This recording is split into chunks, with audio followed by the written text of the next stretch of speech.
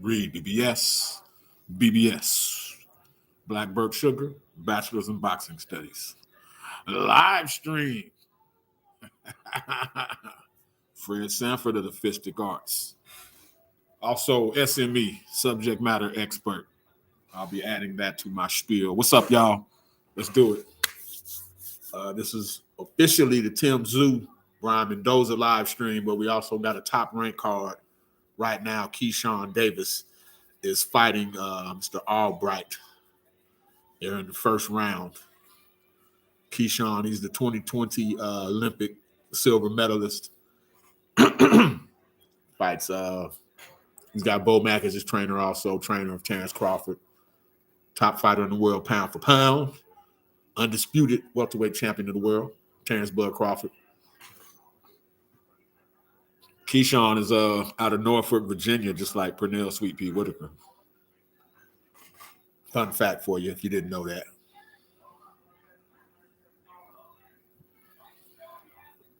Let's have some fun tonight, y'all. Let's have some fun tonight watching the fights. I'll be flipping back and forth. Sam Goodman or whatever his name is, he's fighting on the undercard of the Tszyu Mendoza bout on Showtime. So, and then, of course, after KEYSHAWN, we got Janibek fighting Mr. Galtieri for the middleweight unification. Middleweight unification with REED-BBS. So make a wise decision.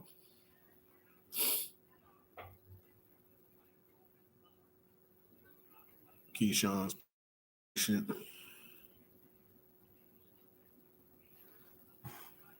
high contact round, or not a high contact round. Tim Bradley, Bernardo Osuna doing the commentary for the top ranked card on ESPN. Let's flip over. Not that you're going to see me flip, but let's go to Showtime. They got Brian Custer, Mauro Ranallo, the Hall of Famer Al Bernstein, and Abner Morris in the studio. So they're not there live in Australia, but they're broadcasting it. Goodman versus Flores. Goodman's okay. He had a bout on the Tszyu Carlos Ocampo undercard, and he won that bout. But I'm more interested in the KEYSHAWN Davis fight for now. So let's turn back to that. Shout out to the homies at FightBeat.com. FightBeat.com. Can you step to this? Peace, love, and zelling off to you, my brothers.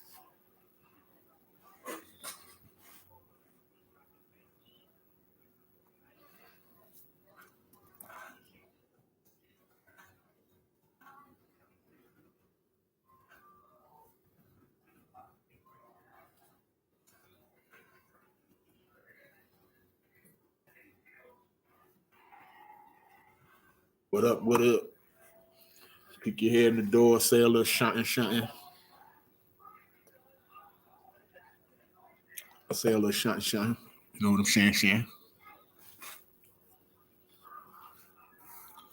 I keep the hood on because my wife, Mrs. Reed, keeps it cold as fuck in here. As fuck, AF. Yes, I said it. It's my live stream. I said it. And the robe, it's an homage to my dude, Nature Boy Ric Flair. His doesn't have a hoodie. Mine does. Matching robes for those who've never seen it. There's a method behind all the madness that I do. It may not make sense to most, but it does to me. So, tis what it is. We got Ali, as always, watching my back. I'll do a little bit more with my motif as I do more live streams. This was given to me by some girls that I coached in basketball who played with my daughters. Coach Reed survival kit, boxing t-shirt, toothpicks, and tissue.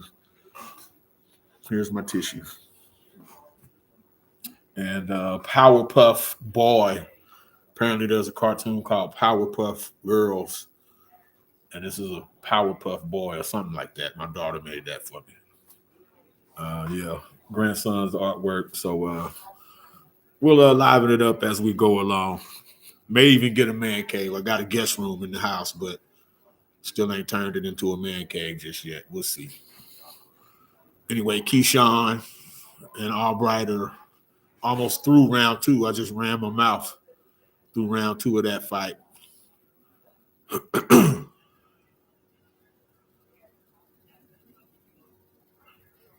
Tactical fight thus far. Very tactical, very tactical.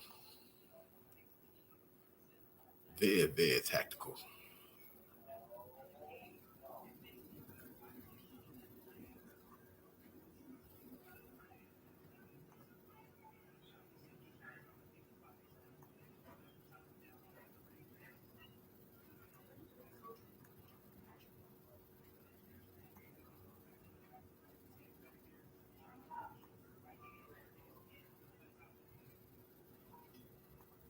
Bing.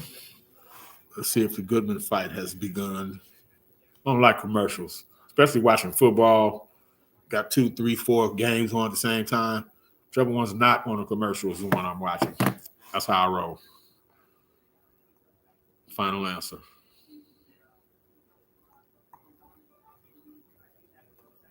Final answer.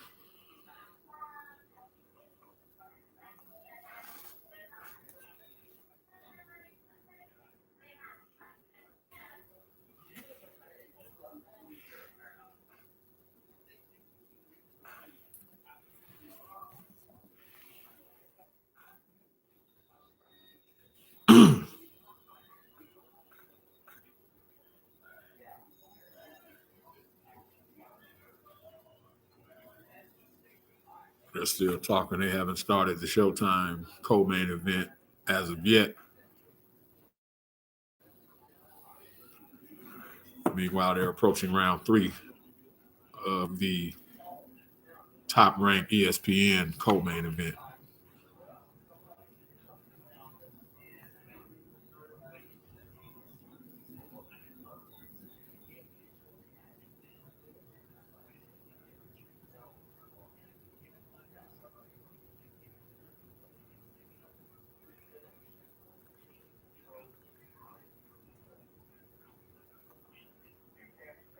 Well.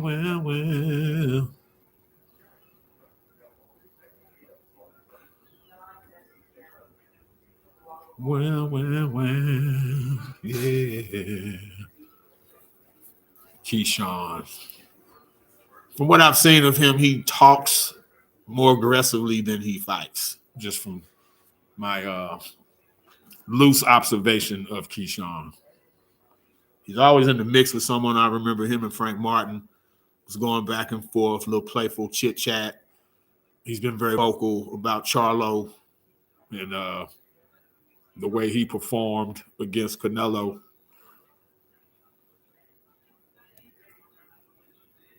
So we'll see. It's his time to shine. Let's see. Different guys respond differently under the lights. Prior to this bout, Richard Torres, who was also on the 2020 Olympic team, he stopped Tyrell Anthony Herndon in the second round. Torres, he's a guy that got the porn stash. Looks like a cross between Ron Jeremy from the porn movies and Magnum P.I. from you 80s buffs, 80s TV buffs. Medalist in 2020. He's now 7-0, 7 KOs. Richard Torres, porn stash.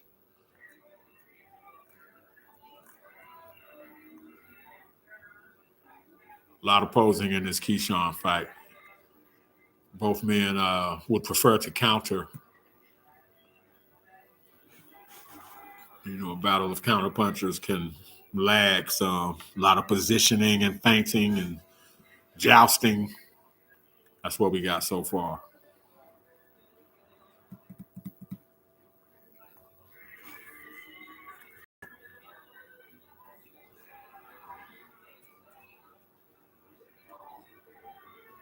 KEYSHAWN is 9-0, 6 KOs. He's fighting Nahir Albright.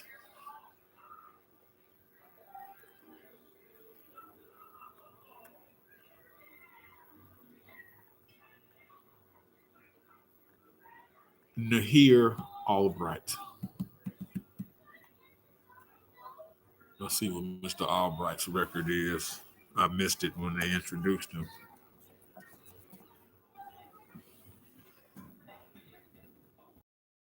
Albright from Sicklerville, New Jersey. He's a Jersey guy. He's with Paulie and Marie and Sal and the pizzeria. And 2 losses, none by stoppage, and 7 knockouts.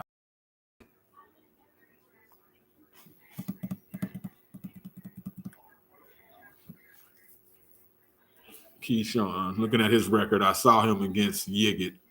He was fairly impressive in that fight, but I haven't been wowed by him as of yet. And some guy on you, you know what I'm saying? Andre Ward wasn't the most impressive guy early in his career. He suffered some knockdowns. Darnell Boone got him. I remember Kenny Cost, a journeyman named Kenny Cost, hurt him in one of the early rounds.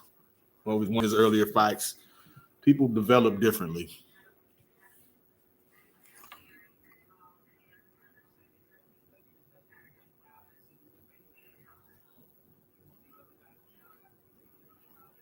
And KEYSHAWN's obviously pedigreed.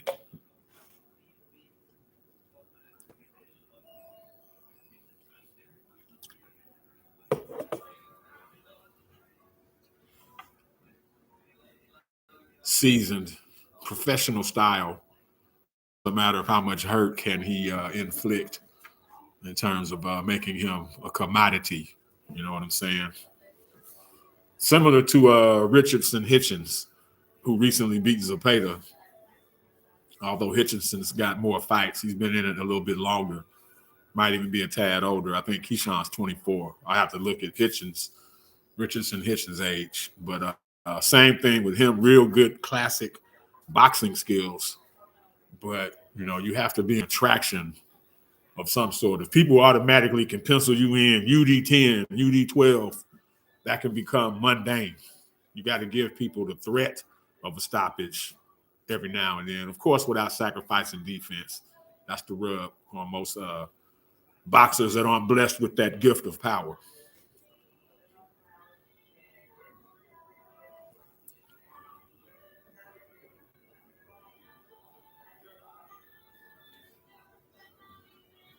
KEYSHAWN's winning the fight. A little bit more athletic, but he's not making an impression thus far. A lot of jousting, just sticking his lead arm out there, creating space, maintaining space. Nice counter left hand from KEYSHAWN. He's making Wu lead a little bit. Wu's trying to get in. Wu Albright trying to get in, and KEYSHAWN counters him. KEYSHAWN does go to the body a lot. I give him that. Never anything wrong with some good old body punching. Never anything wrong. I don't see nothing wrong. Like R. Kelly said, I don't see nothing wrong with a little body punching. Kind of warm now to remove the hoodie for a second. It'll get cool again pretty quickly. I will also put my glasses on quite a bit, off and on.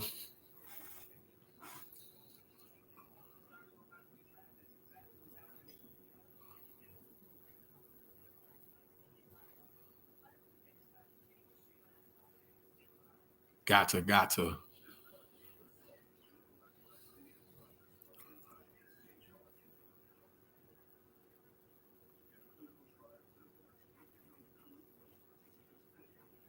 At your age, not your shoe size. You don't have to watch Dynasty to have an attitude. Yeah. Let's see what's going on in this Goodman fight. Goodman's opponent already getting the inswell applied. Probably just preventative. He don't look marked up. Ooh, no, he does. His nose is busted. Flores. God damn, this couldn't have been no more than the first round that just happened. Shit. Oh no, that was Goodman's nose. Shit, that was Goodman's nose that was bleeding and getting the end swell applied. Oh hell, that's the fight before them. May versus England. Jesus Christ. Okay, change of plans. So, Showtime, their co-main event is Goodman versus Flores, neither of whom are even in the fucking ring right now. There's a man named May who was bleeding, getting inswell applied, bleeding from the nose, facing another man named England. Yeah, they're in the 6th of the scheduled 10-rounder. And such is life. Such is life.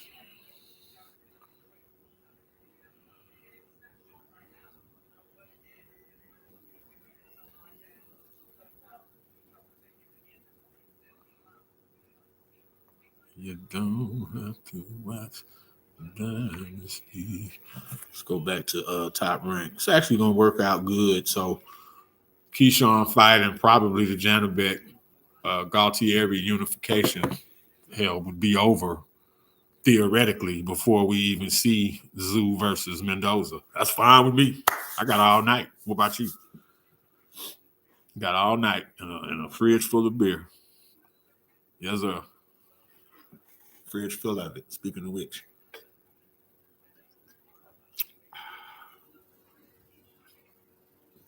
In between fights or periodically in between rounds, I'll step on the patio, make it do what it do. Good double hooks from KEYSHAWN. Upstairs, downstairs, double left hooks.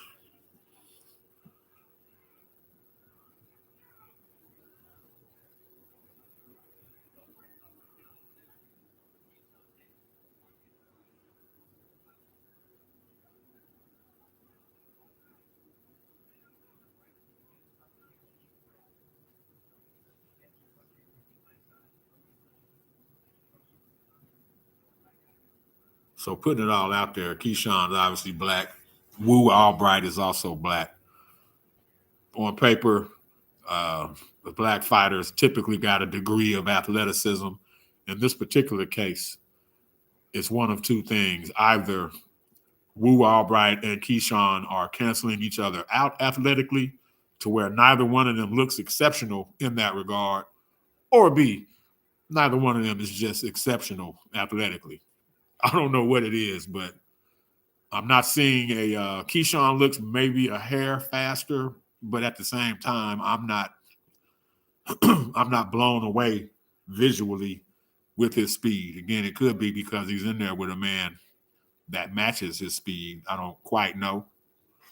But yeah. Pretty meh.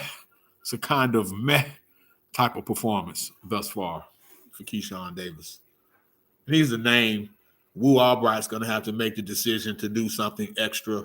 At the rate it's going, he could safely lose a unanimous decision without getting touched up too much or anything, and then live to tell about it. Maybe parlay that into another fight with someone else as the opponent. Or put his foot on the gas, try to do something exceptional, upset the Olympian. You know what I'm saying? The guy who's touted, the house fighter. We'll see. We'll see.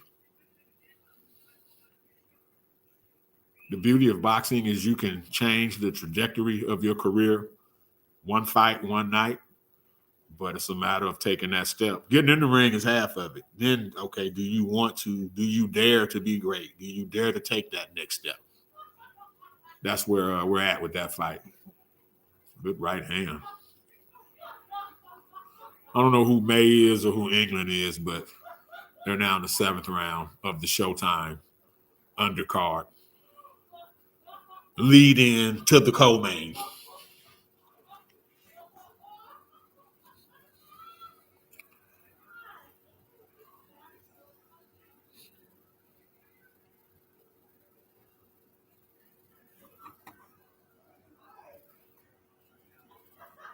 KEYSHAWN Davis.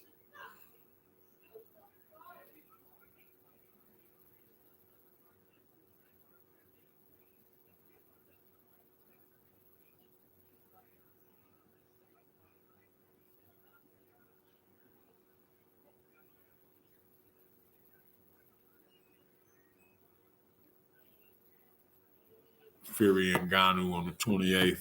I will not be doing a live stream of that one. Hell fucking no. On principalities. Nope. Nope. Could do it, but won't do it.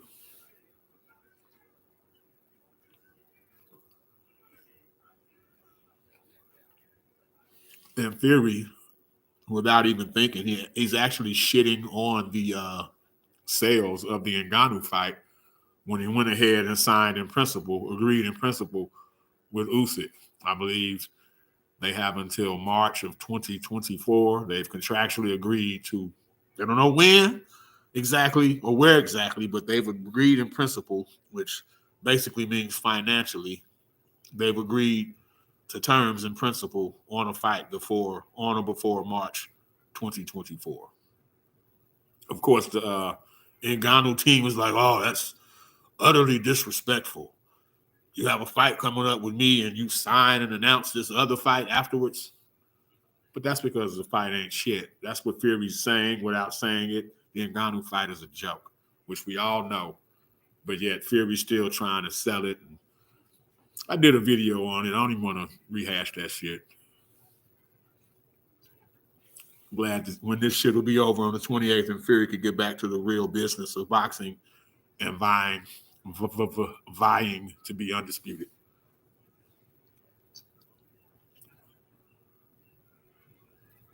The moral of the 2023 story has been undisputed and or big fights. That's been the mantra. That's been the theme.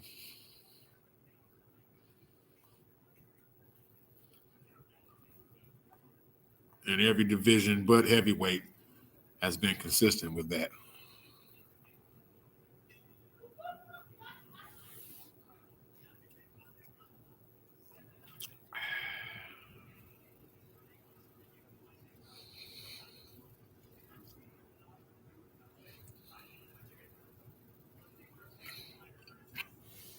Janibek.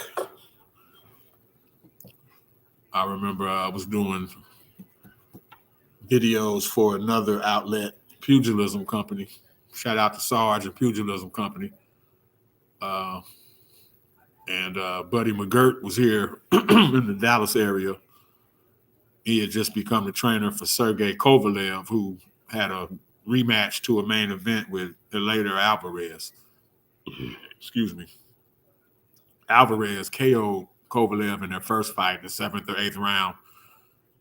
Kovalev won the rematch. Well, right before that, pre-fight press conference during fight week, I got an interview with Buddy McGirt. Through the course of that interview, he was raving about this guy named Janibek. He kept calling him Janibek.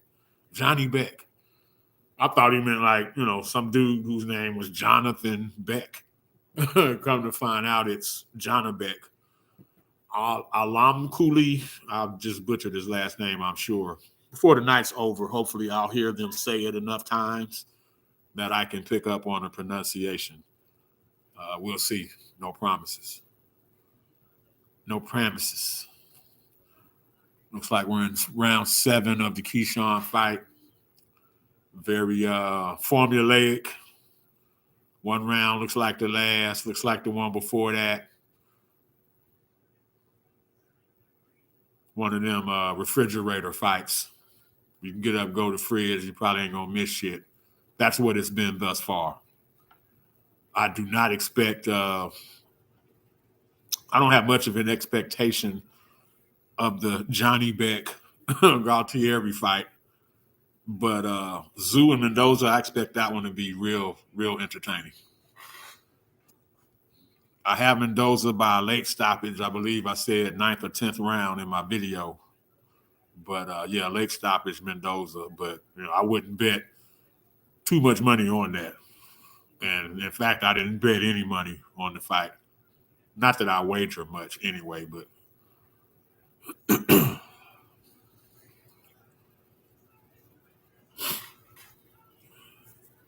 KEYSHAWN is shoulder rolling.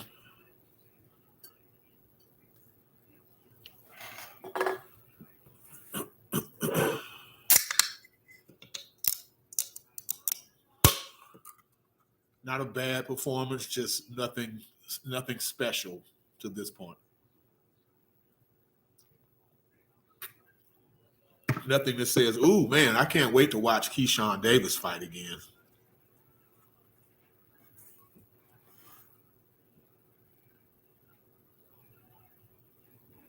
Nothing that would make his promoter Top Rank say, "Hey, you know what? We need to feature him. We need to stop using him as a co-main or a lead-in to a co-main. We need to make KEYSHAWN Davis the headliner of one of our TV shows." Yeah, this performance thus far is not pushing or catapulting Davis in that direction. And again, it's just his 10th fight, 9-0, 6 KOs. But some guys make a splash early. You know what I'm saying?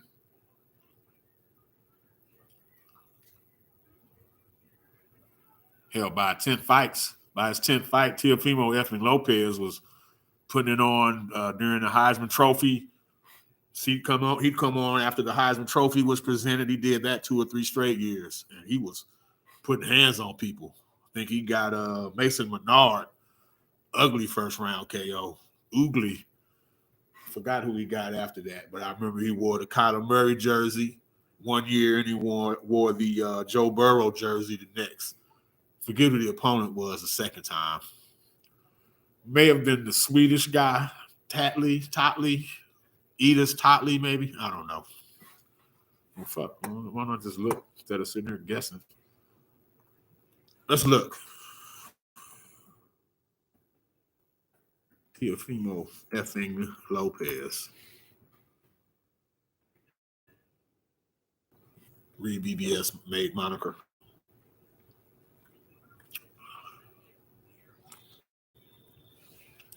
Edis Totley, Madison Square Garden. Hell no, it wasn't him. That was April 20th when they fought. Mason Menard. 8. Maybe it was Comey. Was it Comey? I don't think it was Comey. I don't think it was Comey.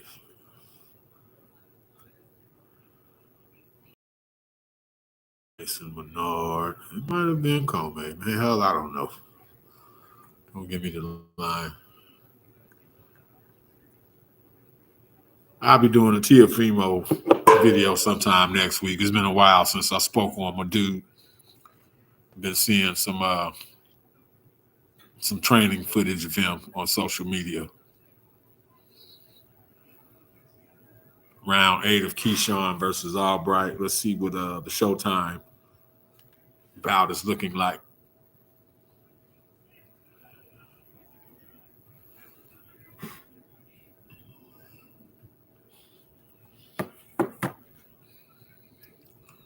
Round 9 of May versus England.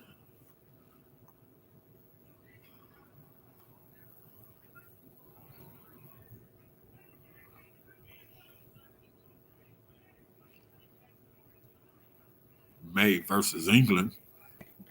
From the land down under. The thunder from down under.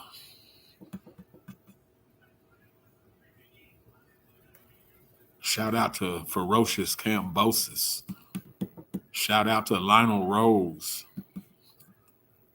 Shout out to Jeff Horn. Shout out to Jeff Finnick. Shout out to Kostya and Tim Tszyu. Has anyone noticed how Jermell Charlo says Tszyu? Instead of Tim Tszyu, he says Tim Tszyu. Tim Tszyu. Tim Tszyu. I get why he does it, but someone needs to tell him the T in Tszyu is silent. Tim Tszyu. From the land down under. From the land down under. What up, Ali? I intentionally start my live streams late because the fights I want to see, I don't like most of the early fluff. but I've run into fluff here. Looks like KEYSHAWN hurt Albright with a chopping right hand, kind of staggered him a bit. Looks like KEYSHAWN walked into a right hand as the bell rings. Good exchange late in the ninth, I believe it was. We'll see when they get back from commercial and play replay footage from the round. Looked like, well, KEYSHAWN for sure hurt Albright with a chopping right hand, but then when Albright was against the ropes covering, it looks like he might have caught and stung KEYSHAWN with a counter right hand of his own. We'll see. We will see. Oh, we will see. Jose, can you see? Shit.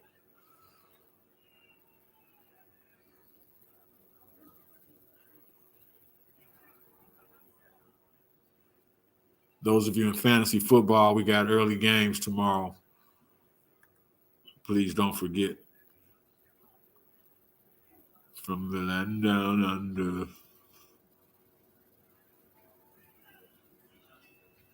Trying to see which games are early. Give you the hookup, the reminder. Yeah, Baltimore at Tennessee, 8:30 a.m. Central Standard Time kickoff. I'm not sure what country they'll be in, but it's to the point they got fucking NFL games overseas every week, just about. And poor Jacksonville, they play 2 or 3 games over there every year, it seems. Call them the Europe Jaguars. That's what they need to call them. Instead of Jacksonville Jaguars, call them the Europe Jaguars.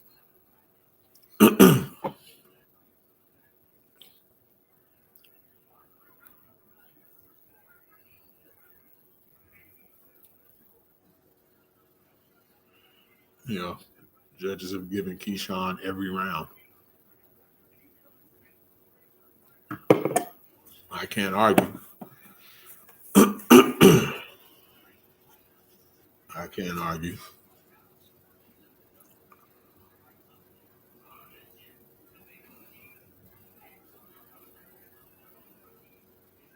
Albright's eye looks like he's cut along his left eye. Might have been that chopping right hand that landed last round.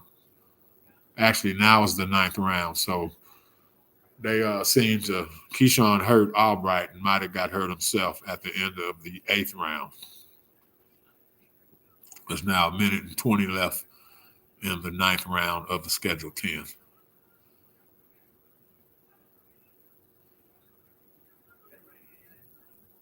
Scheduled 10. From the land down under.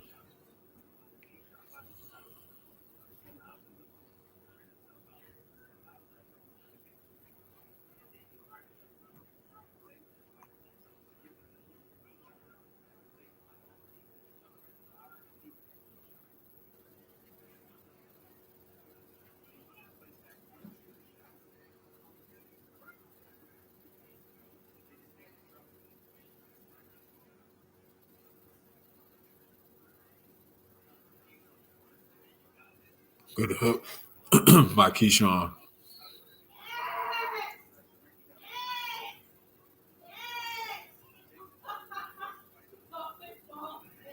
That's my damn daughter yelling like she ain't got no damn sense.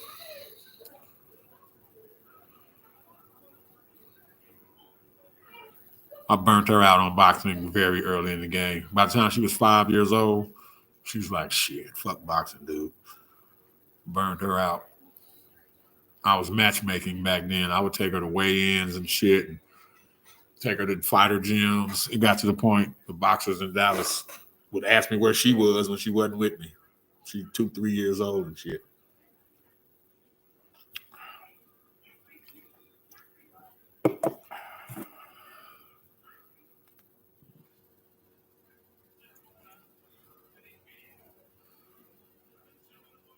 That's cool. KEYSHAWN's almost over.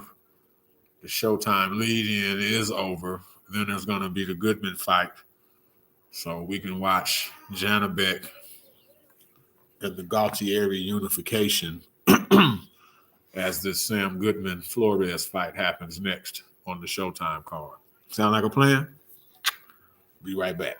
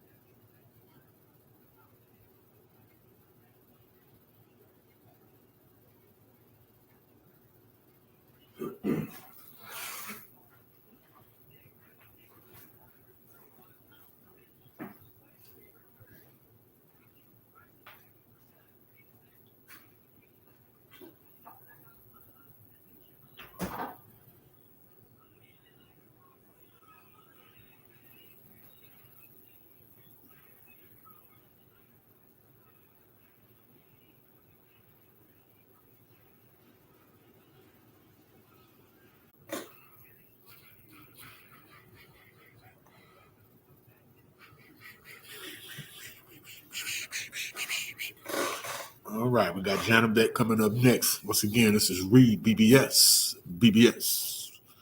Blackbird Sugar, Bachelor's in Boxing Studies. Live stream. Fred Sanford of the Fistic Arts. SME, subject matter expert. Let's get on with it. KEYSHAWN Davis wins a unanimous decision over Nahir Wu Albright. He said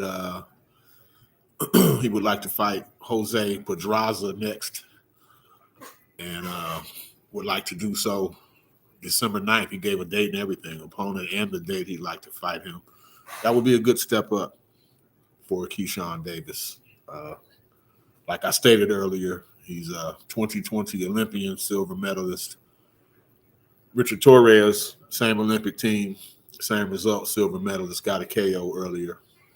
Same card. And now we got Janibek about to face Mr. Galtieri to unify the 160-pound middleweight division. Yes, sir. Yes, sir. Let's do it. REED-BBS. BBS.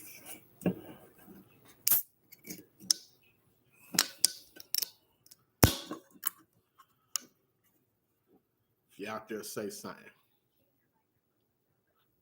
If you're out there, say something.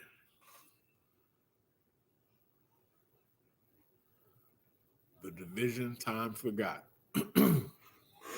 Ray Robinson, Jake LaMotta, B-Hop, Bernard Hopkins, Saul Canelo Alvarez, Marvelous Marvin Hagler, just some of the middleweight greats. Of course, Carlos Monzon, Emil Griffith.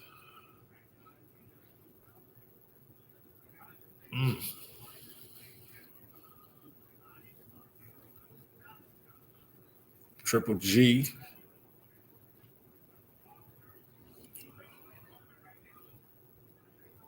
See if Janibek can etch his name alongside those. And unification, that's a start. You know, being a champion, yeah, that's an accomplishment and a half. But okay, take somebody else's belt. You're a champion, he's a champion. Unify. That's what's up. I like the ambition.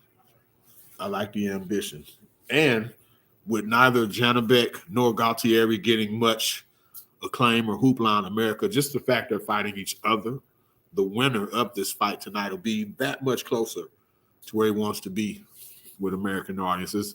The winner may not and probably will not ever be that mainstream entity, you know, certainly not like Triple G was.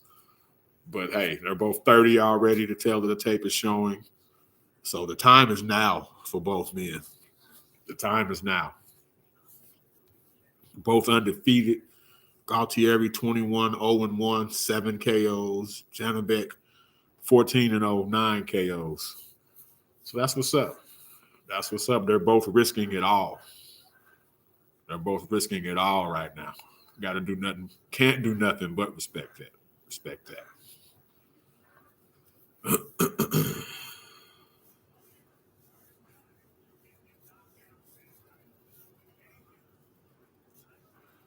Kriegel doing his lead in.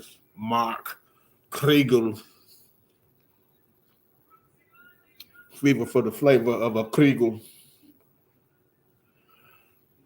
Janibek's got a good height advantage just based on the weigh-in footage they're showing.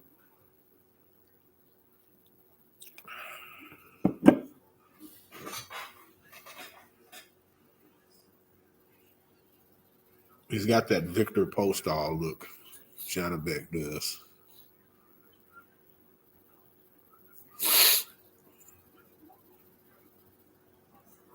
Vincenzo Galtieri.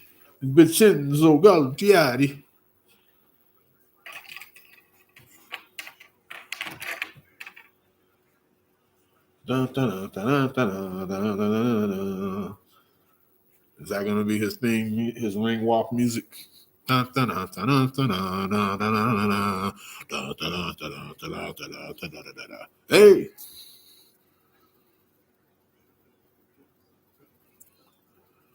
Janibek. Janibek, man. Janibek.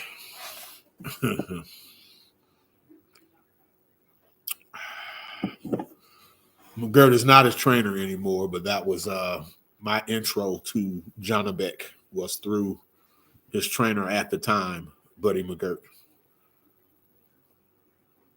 James Buddy McGirt, Hall of Fame fighter and trainer. Buddy McGirt, Dirt McGirt. Let's see where we are on the Showtime card. We're giving you two REED-BBS. I'm giving you two live streams in one, two different networks, because you deserve it. You deserve it. Excuse the hood, but while I'm at it, those of you who are just joining, reintroduce you to the Nature Boy Ric Flair. That's why I have this road. He's the inspiration. Nature Boy Ric Flair. Woo! That was the nickname of the fighter in the last bout. Now here, woo! All right. Of course, REED-BBS is my name. BBS.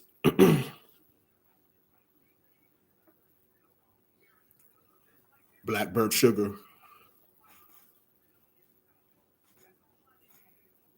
Bachelor's in Boxing Studies. Fred Sanford of the Fistic Arts. Let me show you this something. Fred Sanford. REED-BBS, BBS. Blackbird Sugar, Bachelor's in Boxing Studies. Live stream. Fred Sanford of the Fistic Arts. Check that out. Yes, sir. Yes, sir. Hit me up. Hit me up. Hit me up.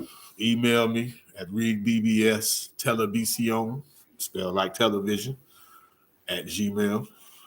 If you want one of those, we can certainly order some for you. Just let your boy know.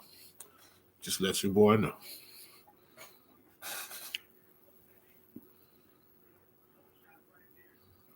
Janibek's hitting mitts.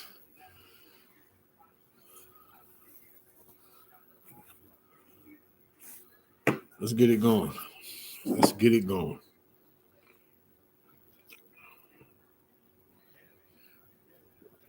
I see Egas Clemens, his manager. Egas Clemens. He's got all them Eastern European dudes. Loma, Usyk, like all of them. He had Kovalev. I don't even know if Kovalev still fights. I don't know if he had Triple G, though. I don't know if he had Triple. He didn't have Triple G, if I'm not mistaken. He did not. Yeah, let's see what Showtime's talking about.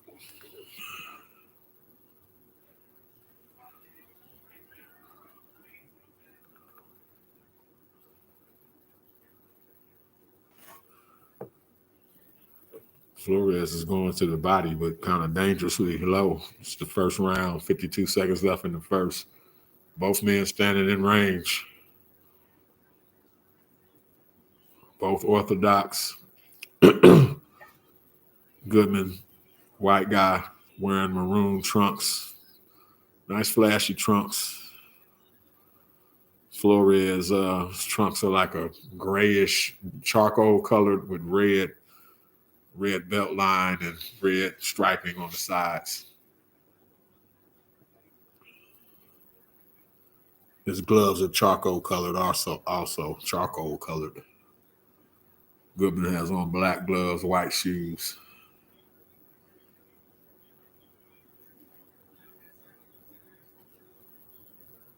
Goodman has a Josh Taylor look. He's not southpaw like Josh Taylor, but his build, haircut, frame, Josh Taylor-ish. Now, fighting like Josh Taylor, that's a whole nother matter. I ain't saying that at all. Just surface look. When you look at the guy, Josh Taylor immediately comes to mind. Josh Taylor, former undisputed super lightweight champion from Scotland. Goodman is from Australia. They don't look alike in the face, but their body types are similar.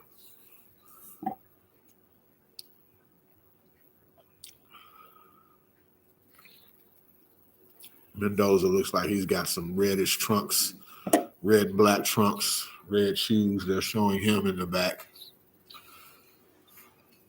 getting prepped for his fight. Drinking some water, watching the co-main event, got his earbuds in. Looks relaxed. Mendoza looks relaxed.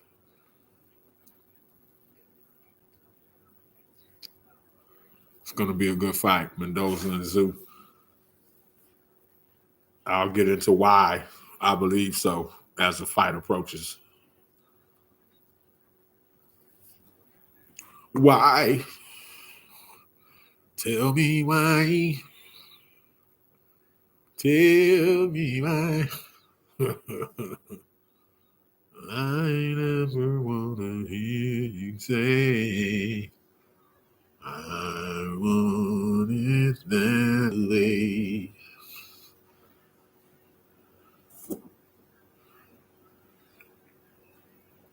Tell me why.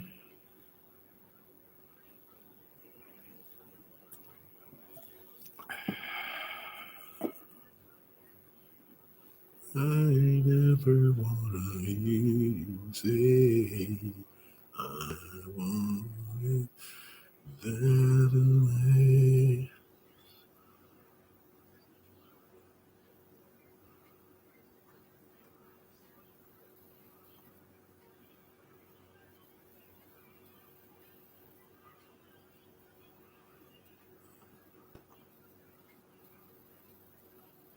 Nice aggressive fight here with Goodman and Flores.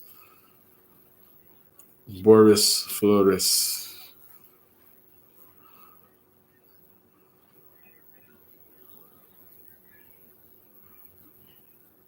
Tim Tszyu. Brian Mendoza. That's going to be a good one.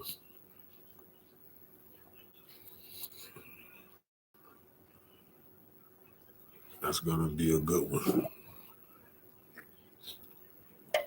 Let's see where we're at on the Top Rank ESPN card.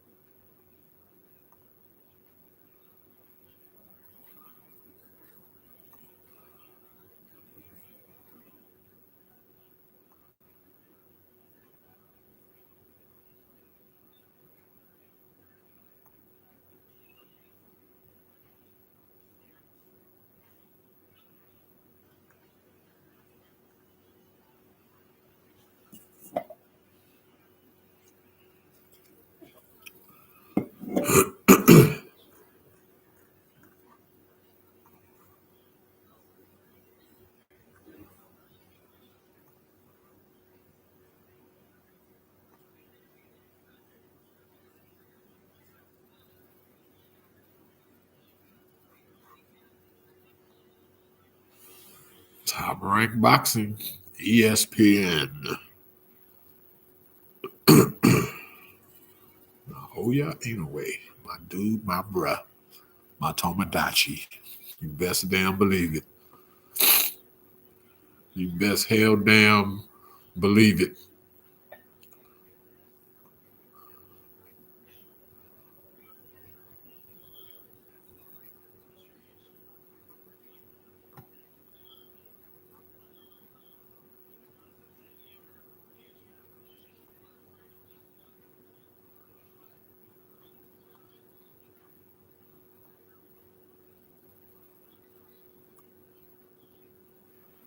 Vincenzo Galtieri, IBF middleweight champion.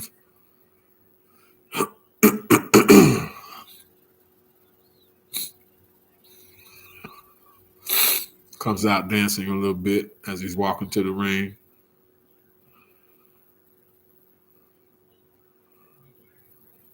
Looks to be in good shape. Got his muscle arms out. Got the sleeveless, hoodied ring jacket.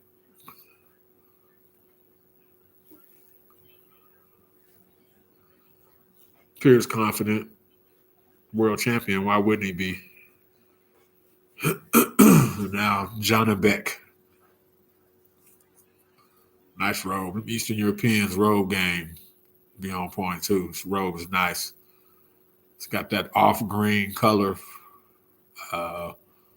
with like candy apple red mixed in. Yeah, that's dope. I like the color scheme. Gloves are the same. That off red, off green, I should say.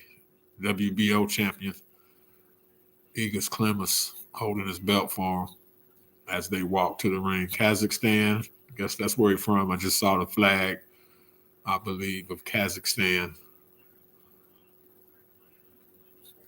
Boxing makes you very worldly, or it makes me very worldly, for sure. Like Damas y Caballeros. I live in Texas, so I'm around Spanish a lot.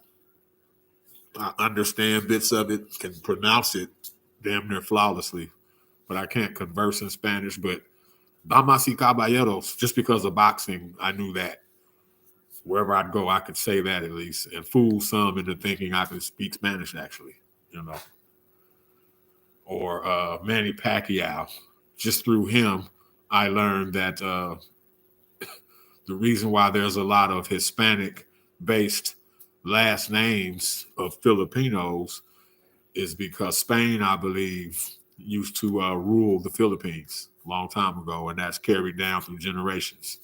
So you see a lot of Spanish last names, surnames of Filipino people for that very reason. I would not know that without boxing. Taking me back to the whole point of bringing it up, the flags, Kazakhstan flag. Well, I wouldn't know that otherwise. I wouldn't know God Save the King, used to be God Save the Queen, was the British anthem without boxing. Wouldn't know the Mexican national anthem ends in Viva Mexico. You know. God Save the King is my favorite because it's the shortest of all the boxing anthems. God Save the King. Then it's over. That's the whole fucking anthem right there. Dope. I would have been down with rock, but I'd be broke by the pump. I'm opening up my trunk to reveal that living it out my life is like a story. Yelling it because nobody else is telling it. Little DOC for you. Those that know. Gaultieri, 30 years old, 159 and a half, 5'10". Last 8 wins by decision. First fight in the United States. That could be something or could be nothing. Biggest stage of his career, traveling abroad to a country he's never fought in. Yeah, we'll see. We'll see. His corner man holding his belt has on a very interesting hat.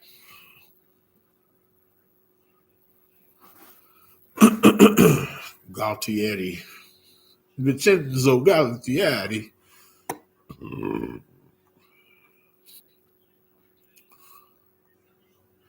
I think Mario is his cut man and Luigi is holding the spit bucket. I can't confirm it though.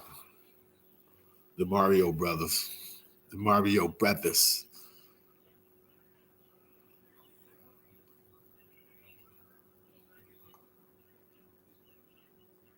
The doctor. Janibek, WBO champ, 300 wins, 300 wins, 7 losses. Amateur career. WBO middleweight champion, 5'11", 30 years old, 159.3 pounds. Likes to read in his free time. Oh, my Lord. Was this a fucking dating profile or a fight? Likes to read in his spare time. Janibek, cancer. Likes to walk in the park. Likes to read in his spare time. Self-described Swiftie.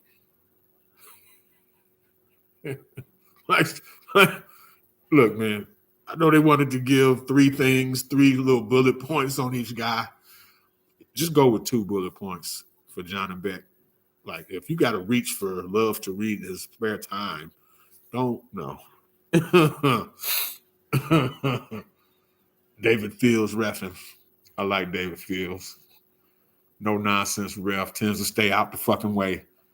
Let the fight materialize, which I like. No one's here to see the ref. No one. Not even the ref's mama wants to see him. She wants to see a good fight. She wants to see a good fight like the rest of us.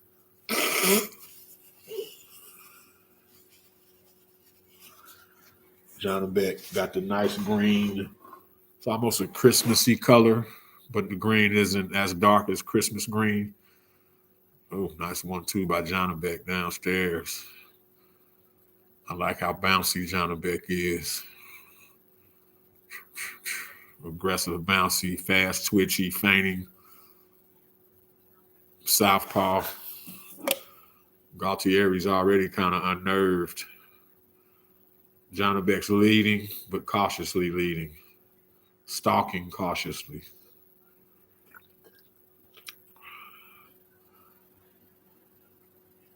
Galtieri has white and black trunks, or white in the front, black on the sides with a gold waistband. Both men have white shoes on. As I've stated before, white shoes, they just make you look faster. So, in fact, a guy that's not slow will look faster just by wearing white boxing shoes. That's a fact.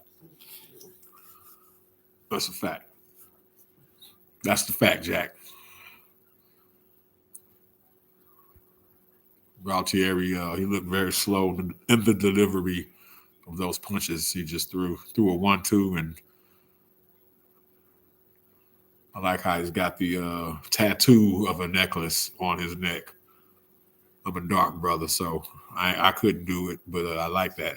I would get one of those tats if I could, if it would show up good enough. Janibek firing southpaw jabs, looking to land a left cross or a straight left. Got it cocked. There was a left hook. Galtieri puts his hands by his sides at times. Galtieri trusts his defensive instincts and radar. Okay. He's got his hands by his sides like, okay, come on. He's feeling comfortable. He's definitely not caught up in the moment or the occasion or where the fight is being held. It's just a fight to him. Good uppercut by Janibek. Janibek is whipping that hook in there. Galtieri's blocking it, but he's got to be wary of it for damn sure.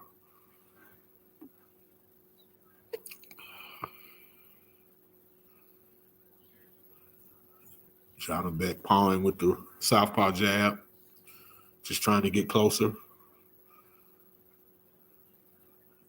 Fires another lead left. Well, not a lead left, but a 1-2 left was blocked. But he was the aggressor. Let's see what's going on Showtime since we're in the middle of rounds on the top rank card.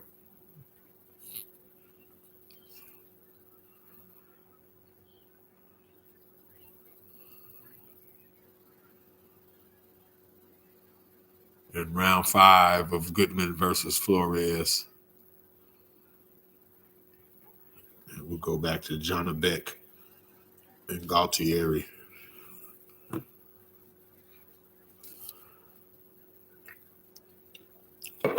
Round 2.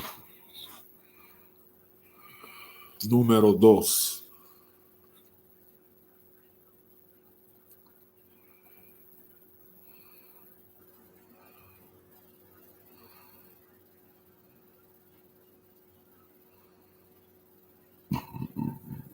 Galtieri isn't reacting to Janibek's feints.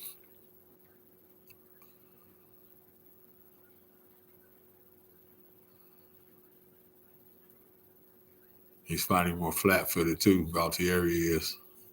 Ooh, good hook by Janibek. hooker cut.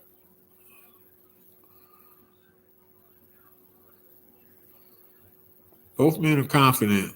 Both men are fighting to win. They're not willing to just give the other guy their belt, which is what you want to see. I mean, I care as a fan, but I want you to care at least as much, if not more. 2 whipping left hooks from Janibek.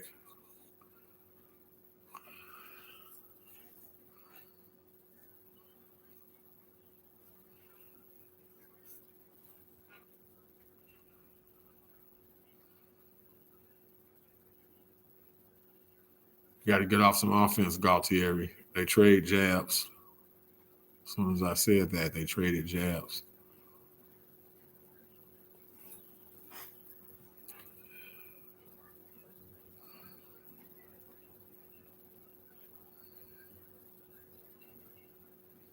He needs to catch Janibek with something hard to earn his respect.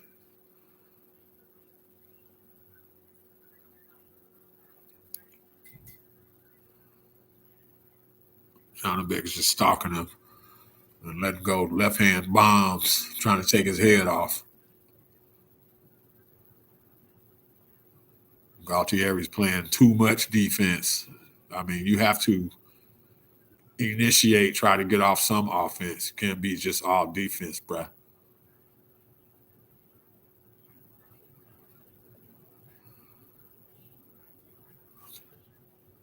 All defense, bruh. And he gets close and he poses and puts his arms at his sides, but he's not throwing hurtful punches. Good jabs by Janibek.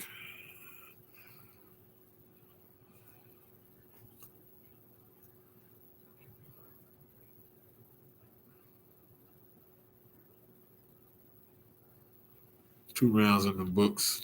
Easy fight to score thus far.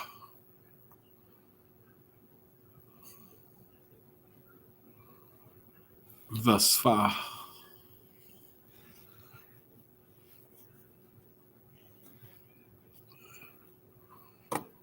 Thus far.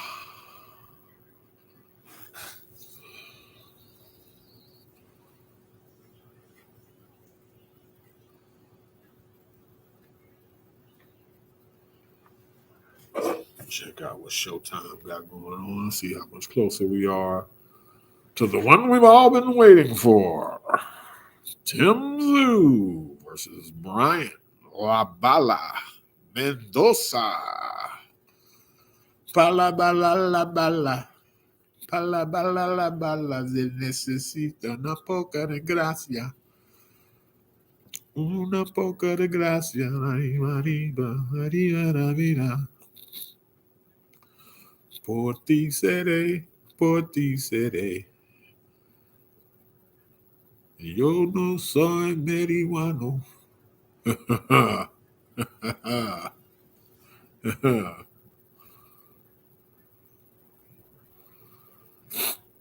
Okay, let's get on back to Janibek. Galtieri, Vincenzo Galtieri.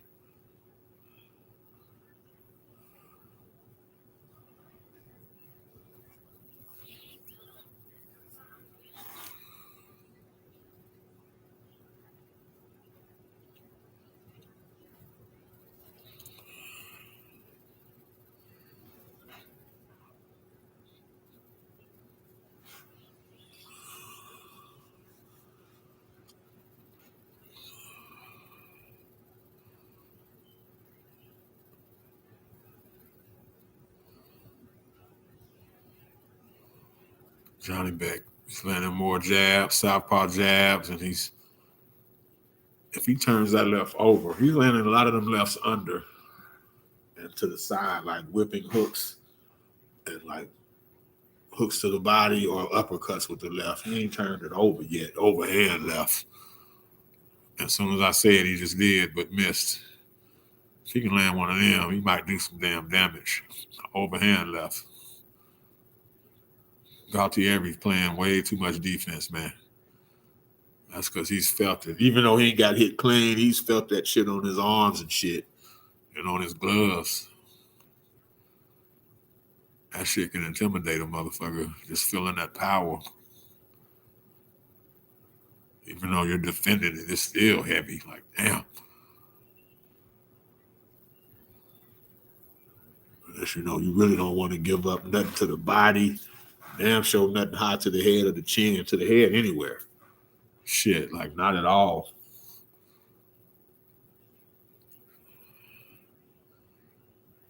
Galtieri's even honoring the thanks again because he's tasted it. He ain't felt the full brunt of nothing to the head yet. He's got kind of clipped here and there, but yeah.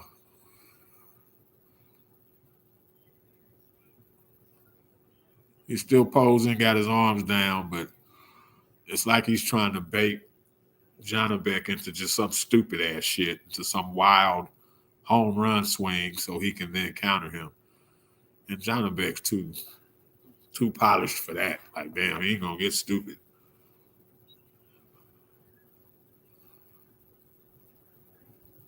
He wants to take his head off, though. I mean, he's a persistent threat. Janibek is. That's what's keeping Galtieri so defensive-minded. Dare I say negative.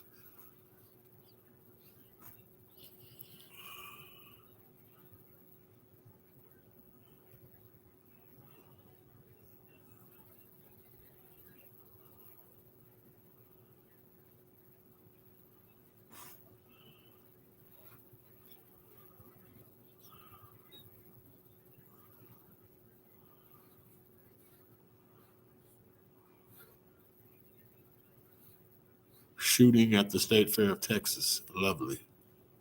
Lovely.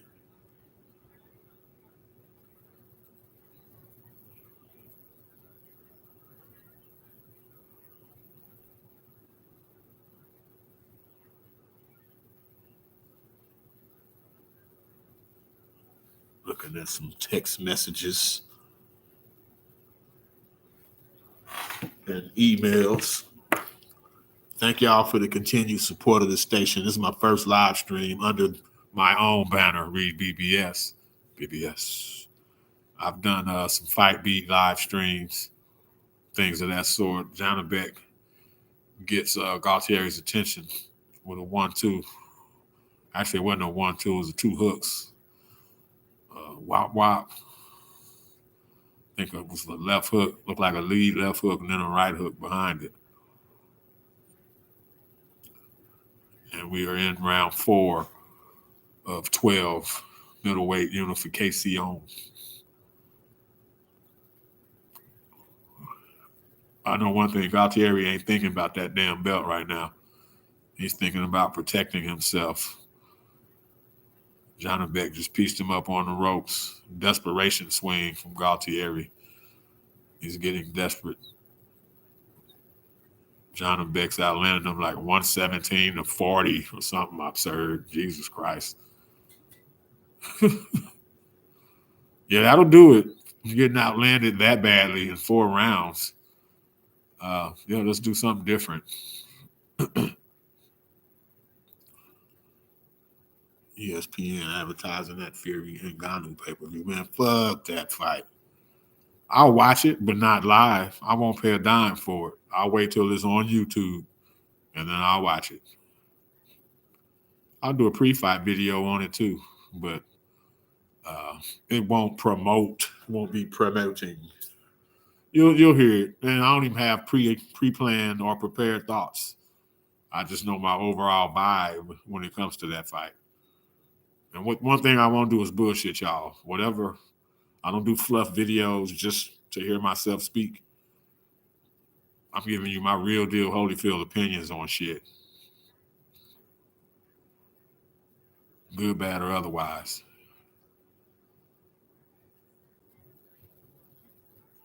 Winding down round 4 of a scheduled 12. Janibek versus Vincenzo Galtieri. Vincenzo Galtieri.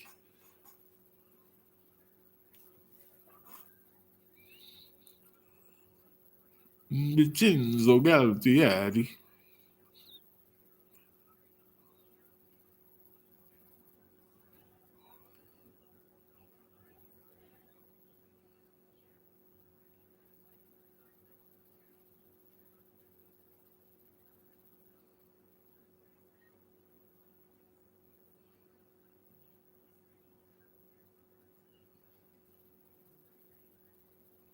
Another round, Janibek. Galtieri's not in it to win it. He was initially, but he's not anymore. It took about two and a half, 3 rounds for his desire to maintain his title to be beaten out of him. He's just trying to last the distance now. He's not concerned with winning the fight. It doesn't appear. Meanwhile, Sam Goodman versus Flores, they're in the 8th round of a scheduled 12. Both co-main events. Well, no, actually, Top Rank ESPN main event is Janibek and Vincenzo Galtieri. On Showtime, Goodman versus Flores is the co-main event. And then we get into Tszyu versus Brian Mendoza. It's actually spacing out perfectly. The Janibek fight, hopefully he stops him. Hopefully that fight's over because Goodman versus Flores looks like it's going the distance, which means there'll be 4 more rounds, 9, 10, 11, and 12. Hopefully by that point, Janibek has ended Galtieri. Either way, the prime purpose of this live is Tszyu versus Mendoza. So that fight will take precedent even if we're in the latter rounds of Janibek versus Galtieri. Let me be clear for the record.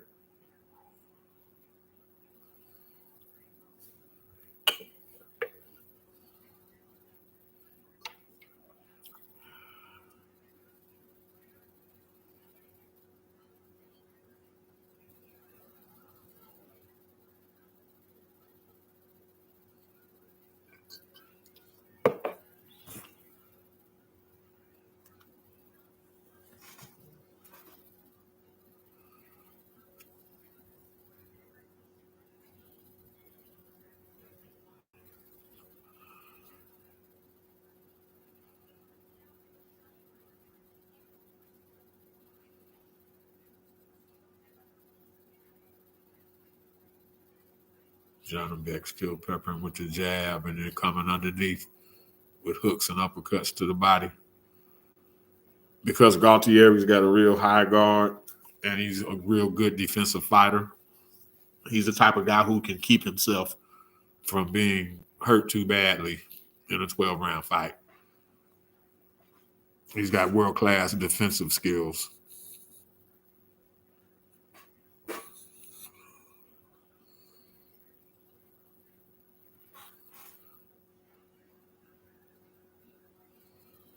And to his credit, to Galtieri, good uppercut.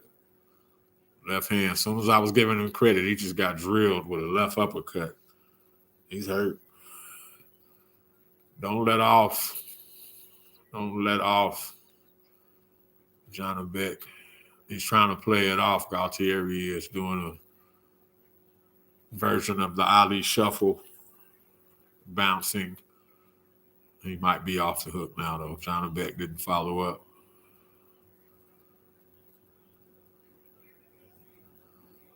Did not follow up.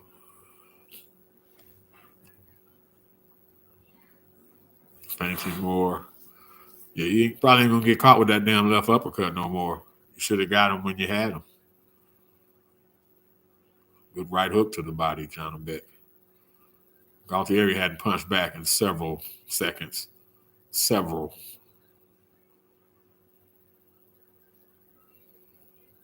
And we're just in round 5, and he's all defense. He's been all defense for like the last 3 rounds.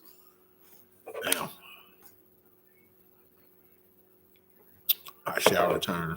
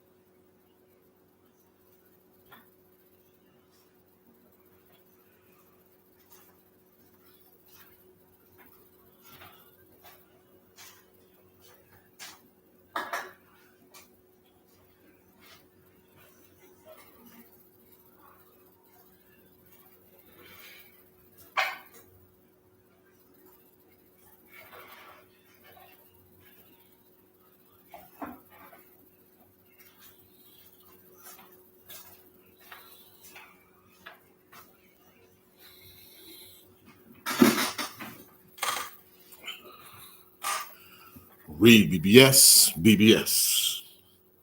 Blackbird Sugar, Bachelor's in Boxing Studies. Live stream. Fred Sanford of the Fistic Arts. So, hold on. Fred Sanford of the Fistic Arts. Yes, sir.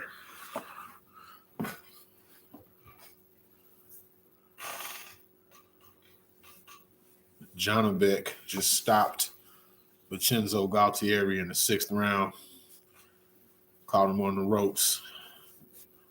Battered him against the ropes. He hurt him with a left uppercut in the 5th round, I believe, and ramped it up to another level.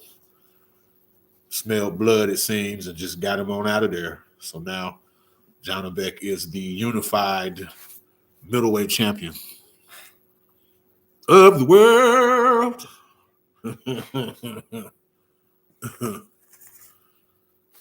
The timing of this couldn't be better. So now that fight's over. We got the Goodman fight versus Flores on Showtime, leading into the Showtime main event. Tszyu versus Brian Mendoza. Yeah. Janibek had hurt him in the last round with a left uppercut, caught him with another one, which staggered Galtieri, and then he followed it up. Never actually dropped him, but just so many unanswered punches. Galtieri had won all defense a couple rounds ago, and he was just covering up, so the ref got him out of there because it was only going to get worse. And Galtieri was not going to be any more aggressive than he had been. So quality stoppage. Quality stoppage. Again, he had stopped trying to defend his world title. He had stopped trying to do that several rounds ago. So good stoppage. All things considered, good stoppage.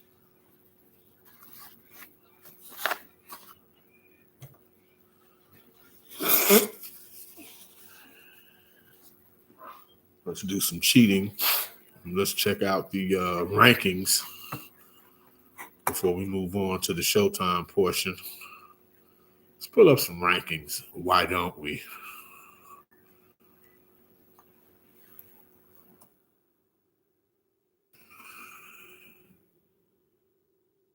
I want to see who the other champions are at 160 pounds. Charlo, Jamal, I believe, still holds his belt. Let's go to the Ring Magazine rankings.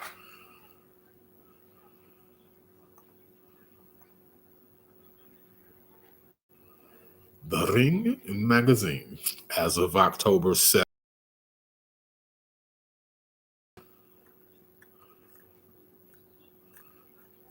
Middleweights, here we go.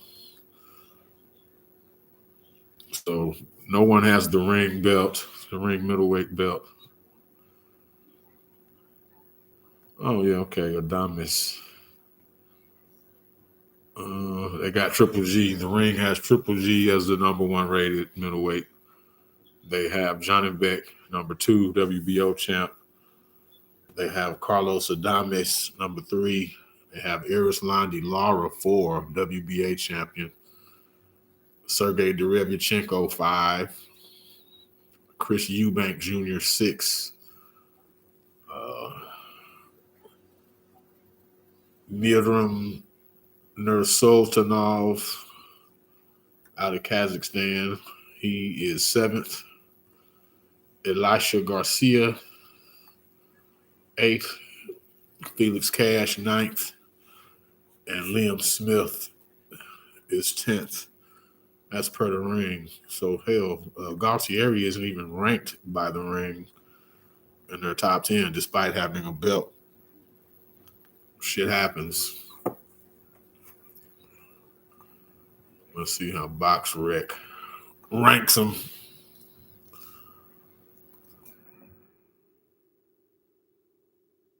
Middleweight ratings per BoxRec. Good. And then we'll get on with that main event, Tszyu versus Mendoza. We're going to enjoy the living hell out of that. And then we'll get on and let you get on with the rest of your evening. I'll get off and let you get on with the rest of your evening, is what I was trying to say. Now, this is some fuck shit. BoxRec had Chris Eubank Jr. 1. Liam Smith 5. Michael Zarafa 6. Austin Williams 7. Elisha Garcia 8th. Vincenzo Galdieri 9th. And Hamza Giraz 10th. Yeah. Middleweight ain't what it used to be. It ain't what it used to be. But this is why it's time for, like Janibek, someone to establish themselves. Go ahead and unify them belts, man. You know what I'm saying? Charlo, I thought he had a belt. I don't know.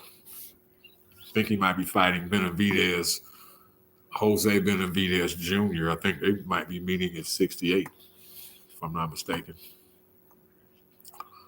Yeah, as soon as this Goodman fight's over, we'll get to Tim Tszyu versus Brian Mendoza, the main event, which is the purpose of this live stream.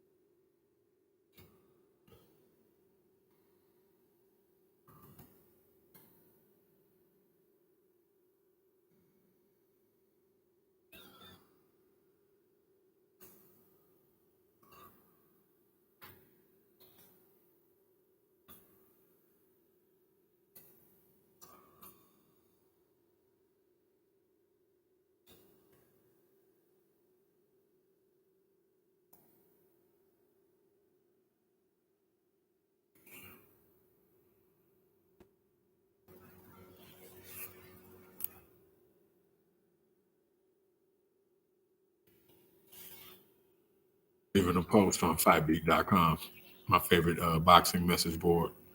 Can you step to this?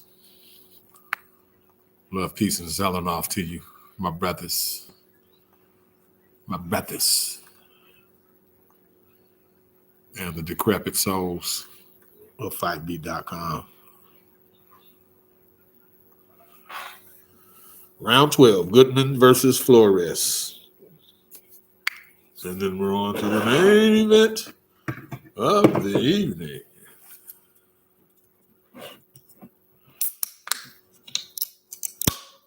The main event.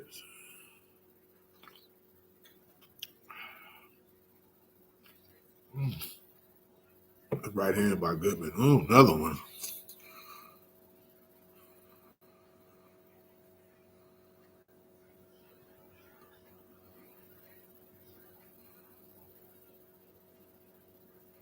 These guys look smaller. I can't tell what weight class. These definitely ain't middleweights. Maybe featherweights or something. Smaller guys. Quickness. You can see the quickness in them. Ooh, another good right hand by Goodman. Whipping body shot. Goodman's got a lot left for this to be the 12th damn round. He's very fresh. He could fight 15 easily. Real good conditioning. And he's fighting a Mexican fighter who are always conditioned. But yet he looks the more conditioned fighter, better conditioned fighter.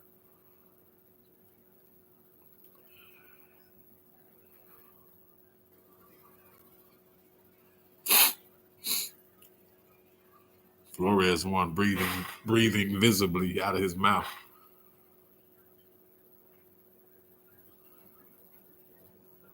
Good jab, Goodman.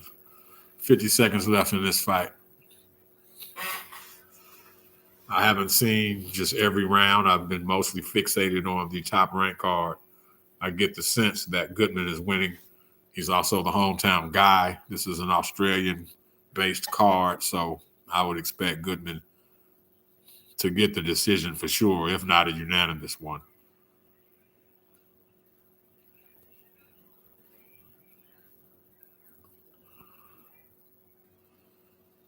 Again, Richard Torres on the non-televised portion of the ESPN top rank card. He got his 7th KO in 7 fights. 2020 U.S. Olympian, silver medalist. Likewise, KEYSHAWN Davis, 2020 U.S. Olympian, silver medalist. He won a unanimous decision over Nahir Wu Albright, UD. And KEYSHAWN called out Jose Cepeda,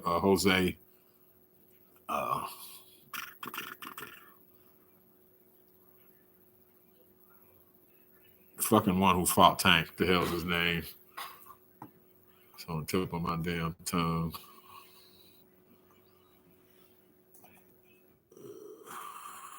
Pedraza, Jose Pedraza, who KEYSHAWN called out. Or Cepeda, he called out one of them to fight him December 9th, which will be a good step-up fight. KEYSHAWN, the fight he had tonight, he could do that for 10 more years, but who would want to watch? You know what I'm saying? Let's put him in with some truly meaningful guys who have been places KEYSHAWN's trying to go, guys who can fast-track him to those same places. Compelling fights is what I'm trying to say. Let's put KEYSHAWN in a somewhat compelling fight, which either of those opponents would be.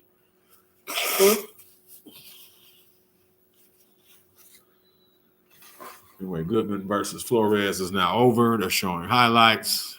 They are tallying the cards. And we'll see how much by.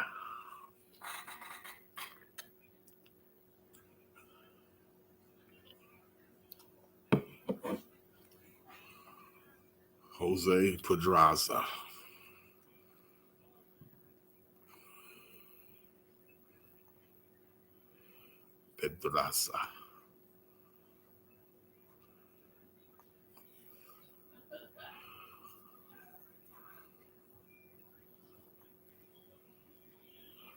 Showing Mendoza now in his dressing room, chewing some gum.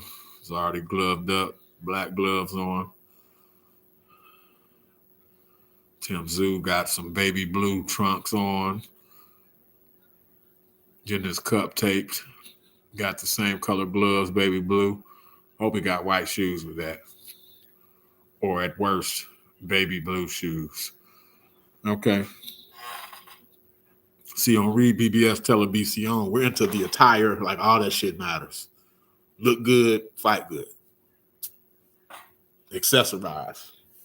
Now, I wish fighters would stick to a particular pattern or theme with their ring gear, because to me, your trunks, your robe, that's like a jersey in football or baseball or basketball, any other sport where they have the number and the jersey that fans could go by. To me, that's what the fighter's gear as he's walking to the ring, as he's performing, that's what that represents to me. It's jersey, for lack of a better term. Unanimous decision, Sam Goodman.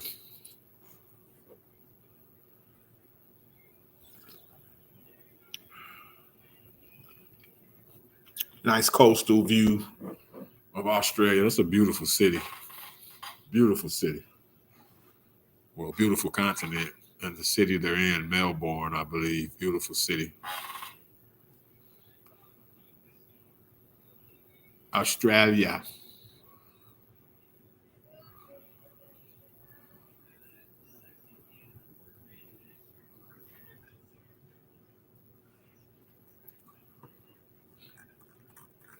It's one fight left, boys and girls. Or boys and boys, as the case may be.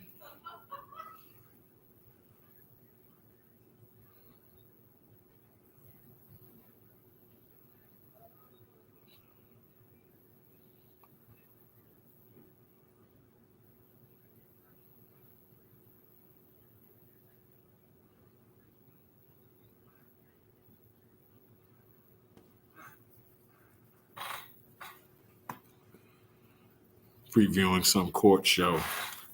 Like, who gives a fuck? Get on with the fight. Kiefer Sutherland, I do like Kiefer Sutherland. Quality actor. Very underrated actor, thespian. State of boxing. Janibek.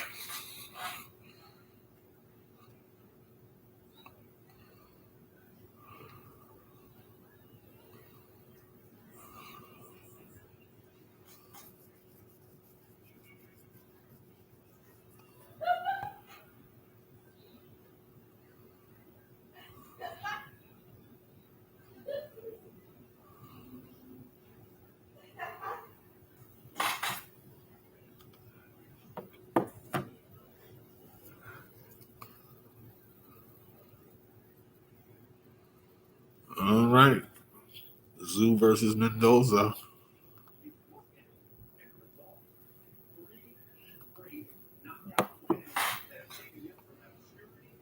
Looks like they're going to do a piece on Mendoza first. Albuquerque, New Mexico.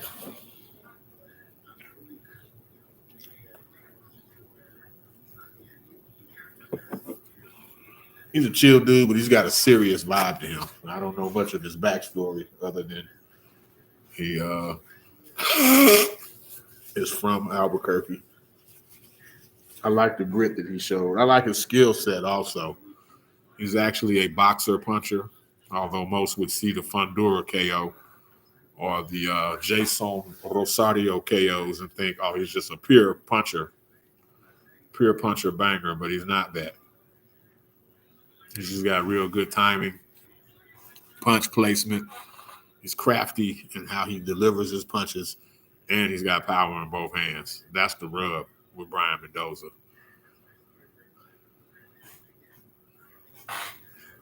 I'm expecting a good fight because their styles. Tim Tszyu will lead.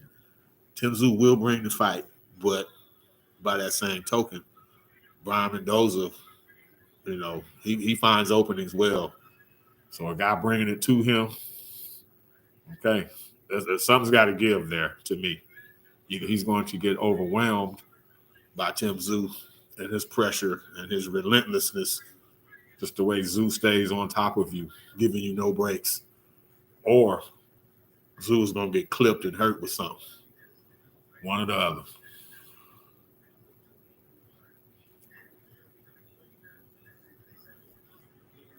One or the other.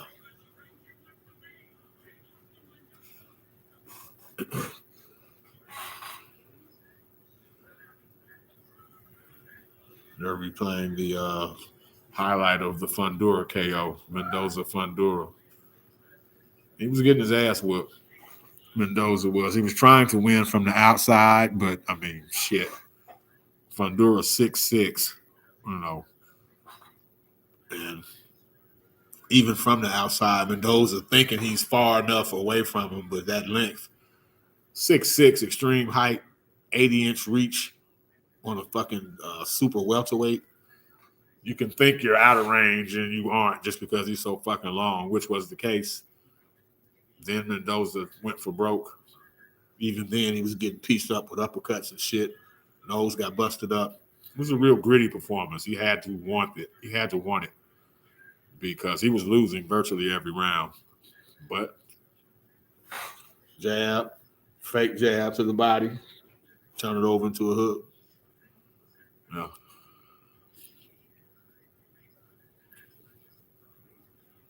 Timber. Mendoza. Easy dude to root for. Easy dude to root for. But so is Tszyu for that matter. Tszyu has proven he's not just the son of some legend.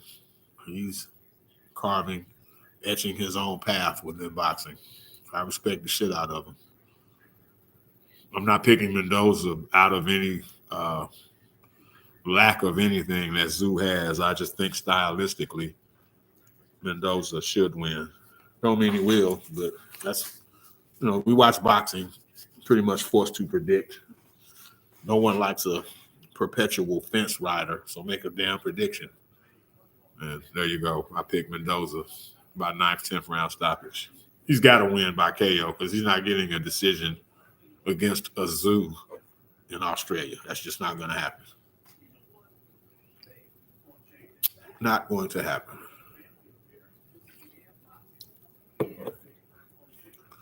Tszyu. Timothy.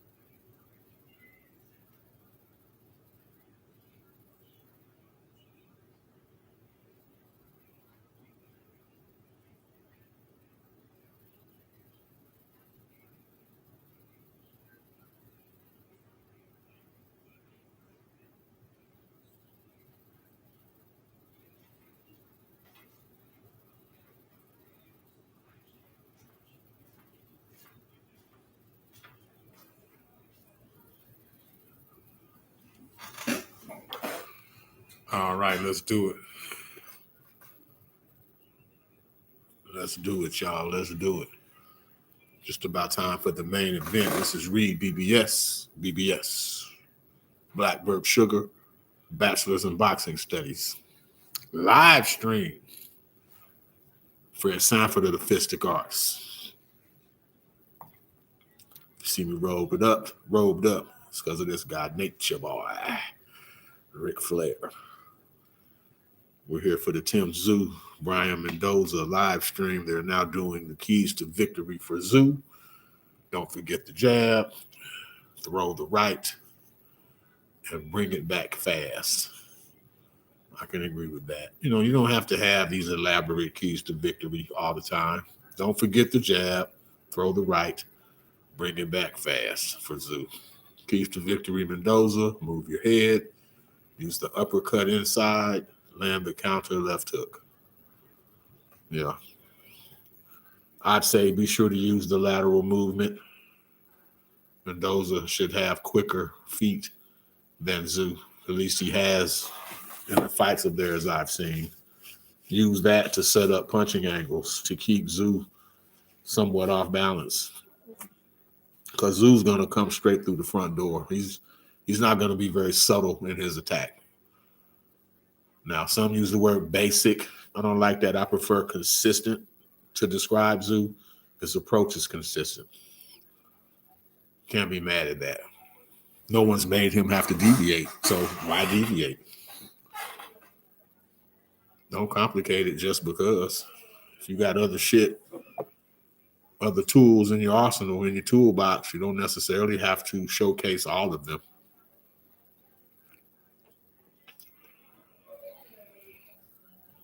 Take some on with you for next time. Showtime crew, they're still talking. Let's get on to the fight, man. Damn. I know they're beholden to the fact that this is actually an Australian telecast, and they're just simulcasting it to us here in America.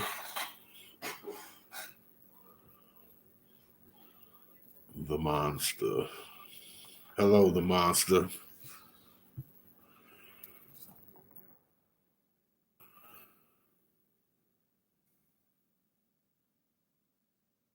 Shout out to you as well, monster.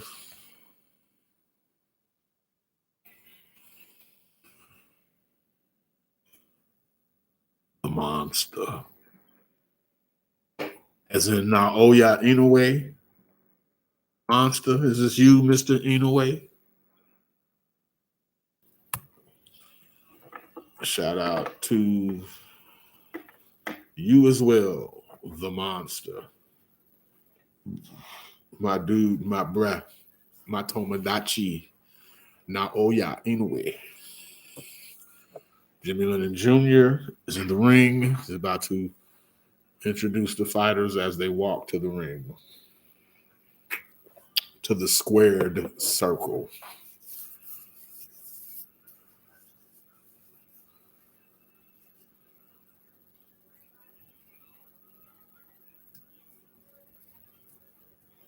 Sounds just like his daddy, Jimmy Lennon Sr.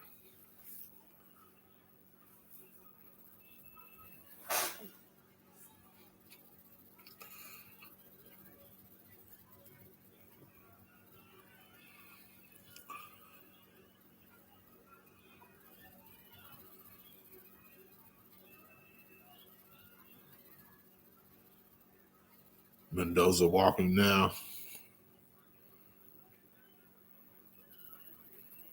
Black and white striped, sleeveless ring jacket, red trim. Trunks are the same pattern. Gloves are black, red on the inside. On the palm of the glove, it's red. Shoes are black and red. Now, shoes are mostly red. Yeah, shoes are red with black socks. Okay.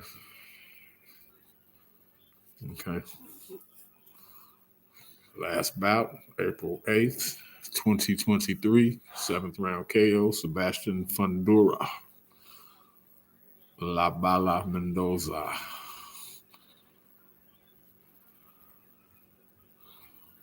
Oh, yeah, I know old boy Aaron. That's Cut Man Aaron. I remember him from the Houston area fights. He's worked with Regis in the past. A lot of Houston area dudes Aaron has. I've seen him with. Him and Bobby Benton. Tim Tszyu's turn to walk that aisle. I'm liking the light blue he's got on. Granddaddy. I remember the granddaddy when he walked his son, Kostya Tszyu, to the ring.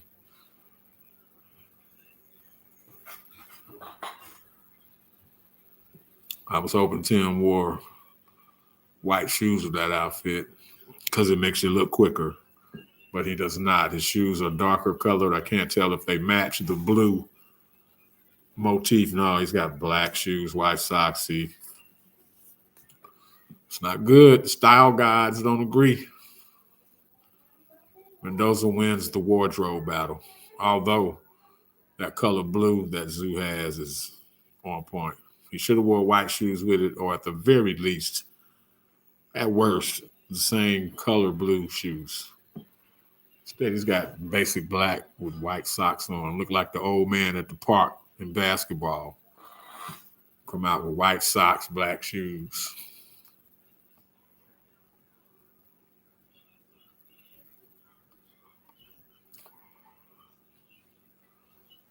Tszyu very serious. Game face. Both men have their game faces in effect.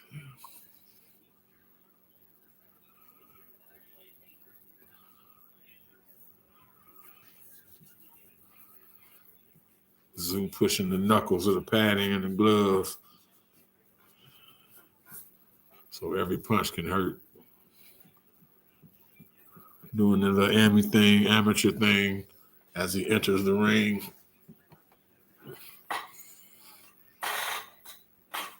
Tim Tszyu. Last bout, June 18th, KO1, Carlos Ocampo. You did Ocampo dirty. Did him dirty. Tszyu 28, Mendoza 29, Tszyu 5'9, Mendoza 5'10, 153 for Tszyu, 154 Mendoza, 70.5-inch reach for Tszyu, 72-inch reach for Mendoza.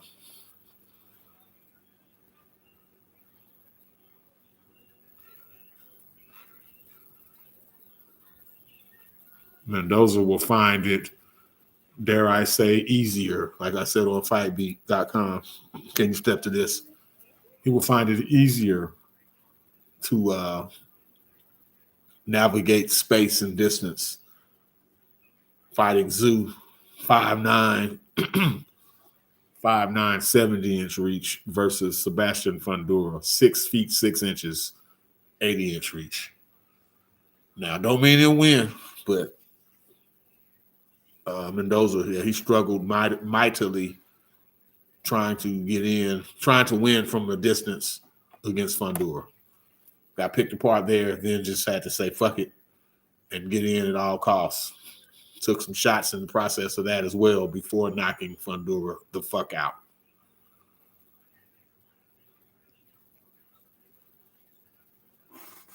He should be able to get his counters off easier with a much shorter height, shorter limbed man.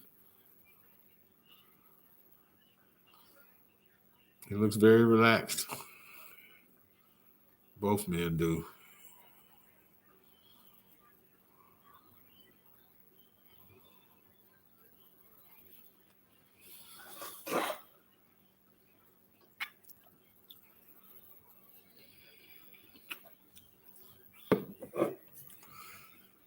Here we go. It's showtime.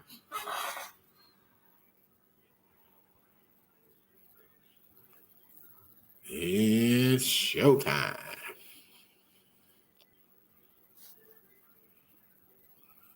Mendoza 22-2, 16 KOs.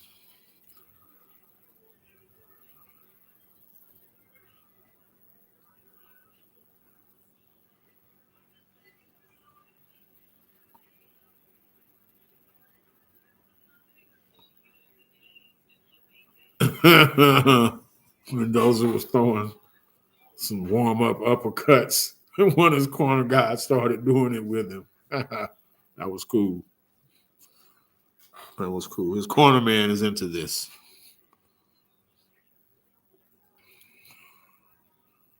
That tells me he probably had a good camp when one of his corner people was that enthused as he is about his opportunity.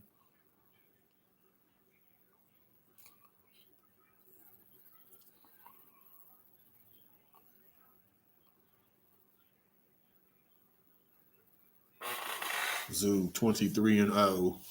23-0. 17 KOs. That's how Tim Tszyu gets down.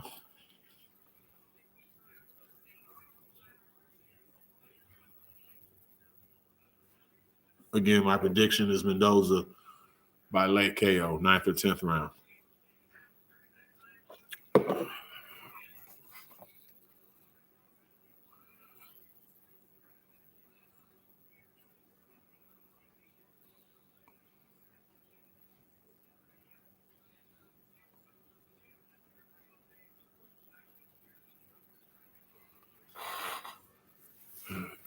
Fire. I love pageantry. Pageantry, bells, whistles. I love it all.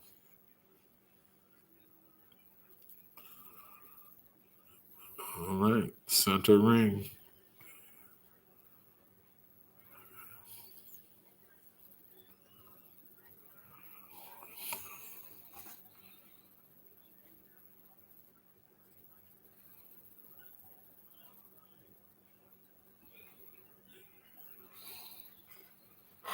Nothing between them but air and opportunity now. Let's go. Let's get a good fight, y'all. Let's do this. Let's do this.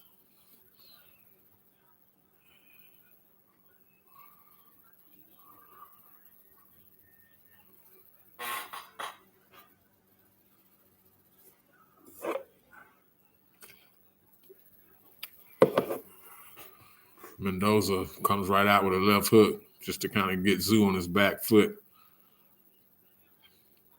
Give him something to think about right away. It didn't land, but just an aggressive start. More than we would have imagined. More than I imagined anyway.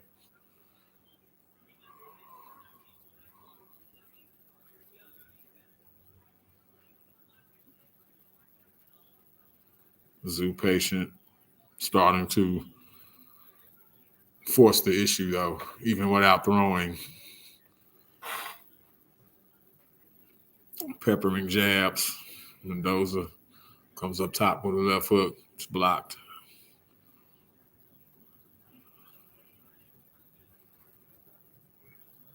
Right hand from Tszyu. Knocked Mendoza off stride a bit. Couldn't tell if Mendoza was already pivoting or if the shot landed and made him kind of pivot. He's okay though, wasn't hurt. Now it's more like I thought. Tszyu stalking, Mendoza moving laterally.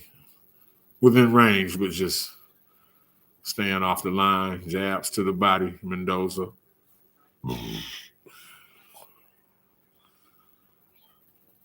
Right hand, Mendoza.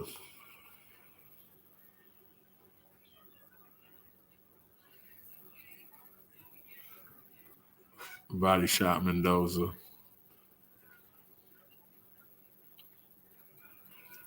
I haven't seen Tszyu's jab as much yet.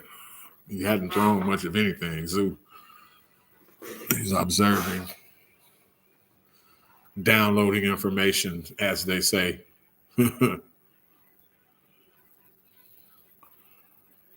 He's holding his ground, though, Tszyu is.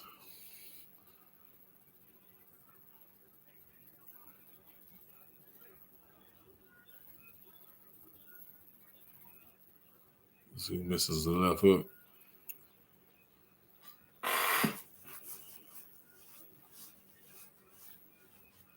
Neither man has really established their jab, but Mendoza's gotten more of them off and landed them. Not dominant punishing jabs, but he's landed.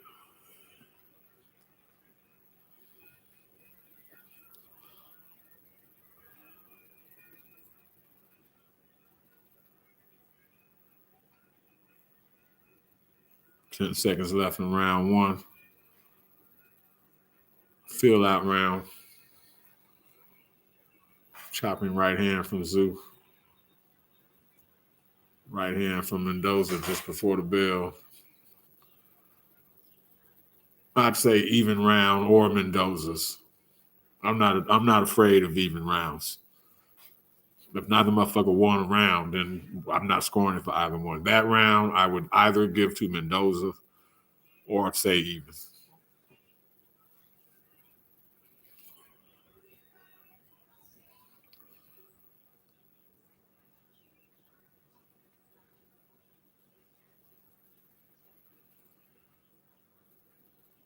Tszyu looks calm in the corner. I can't tell you what's being said because with this being a live stream, I can't turn the volume up, or YouTube would then have cause to disable the live stream, to just turn it off, make me start all over from scratch, which I don't want to do. So just following the rules. But yeah, that's why I can't tell you what's being said in between rounds.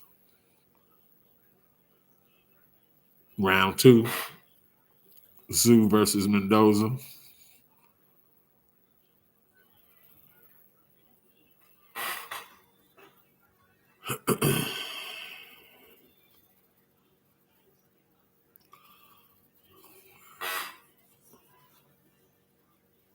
Tszyu stalking more, still not jabbing his way in, just kind of walking his way in.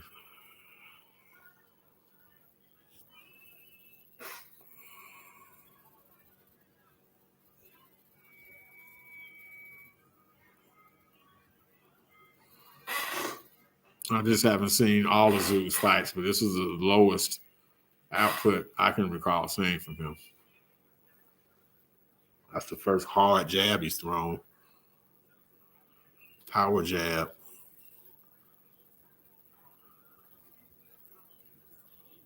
Misses with a left hook. Mendoza starting to get comfortable doing his little pivots and dipping, making sure his head is moving.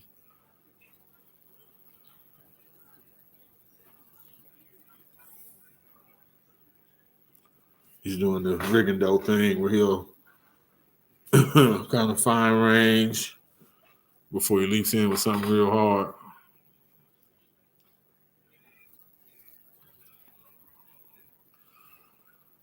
Right now, Mendoza is fighting more like he fights than Tszyu is fighting the way he customarily fights.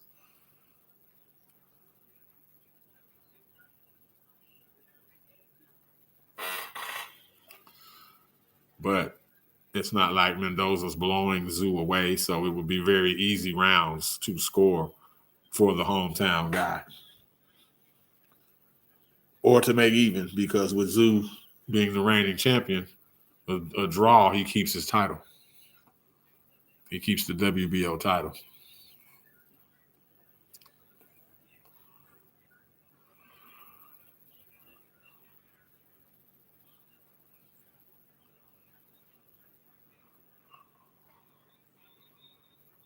Tszyu steadily stalking. There you go. Good hard right hand.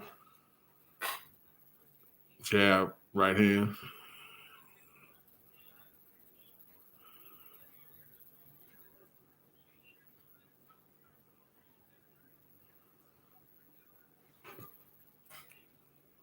Tszyu was deliberate, but in a good way. Missed the right hand there.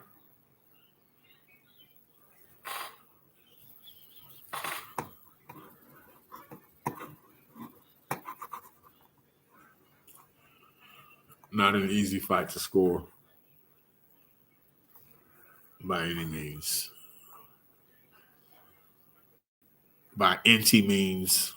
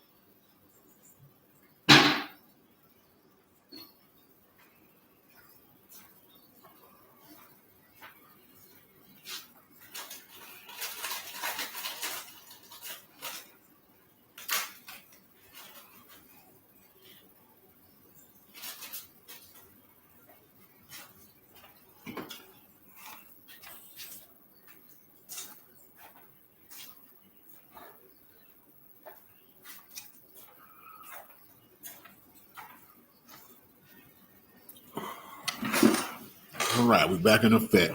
We're in round 4 now. Tszyu stepped it up a bit in the third just to get you up to speed.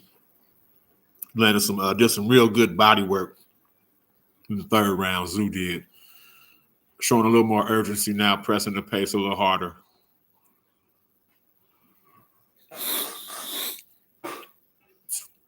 Two minutes, 10 seconds of the fourth round now. Tszyu still pressing. MENDOZA trying to turn him. Feigning. Holding his lead hand out there to maintain distance.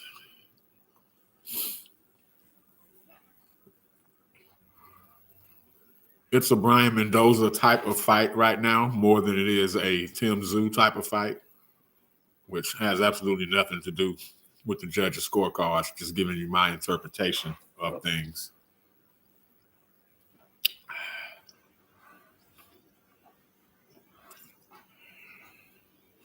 A little infighting from both. They break cleanly. Tszyu misses an uppercut. Left hand by MENDOZA. La bala. Bala bala la bala. Bala bala la bala. Se necesito.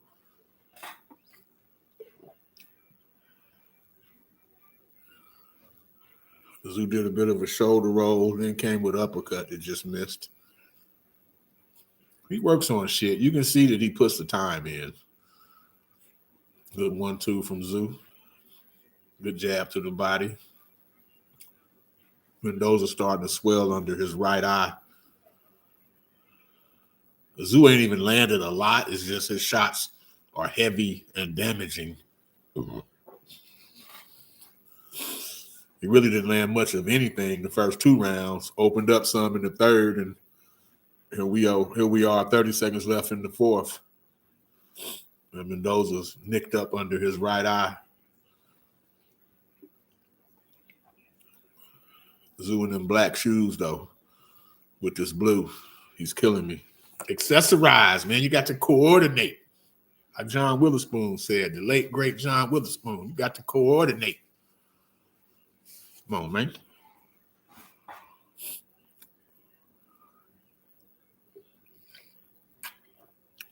I'm not even scoring this one because MENDOZA will need a KO to win. We know this. Ain't no two ways about it. Ain't no secret. Left hook just fell short from MENDOZA, but he doubled and tripled and quadrupled it up.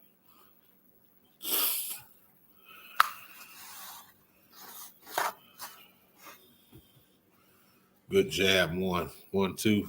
Jab right hand from Tszyu. Broke through the guard. That's what fucked that eye up. Broke through the guard, the high guard. Oh, wow. Punched through his arms.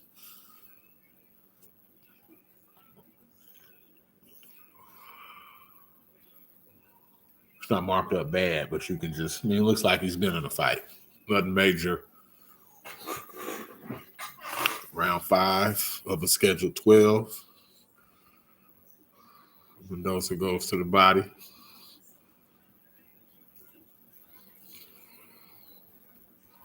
Got to watch his body shots because, like against Fundura, he'll turn a body shot up to a shot up top with the quickness. Just trying to bring your hands down so he can then go up top. Just went up top there, but missed.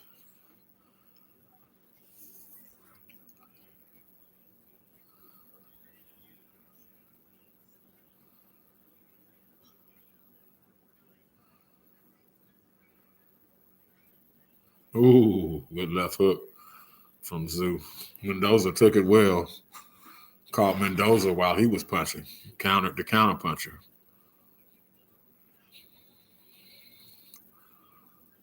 Jab to the body, Tszyu. MENDOZA returns a body shot of his own. Uppercut right hand, Tszyu.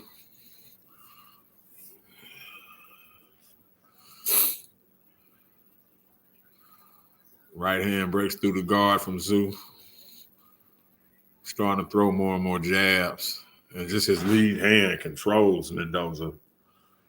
When Mendoza dips low, he can just keep his ass low with his fucking arm, with his hand just standing there, just strong. Strong. Strong. Strong.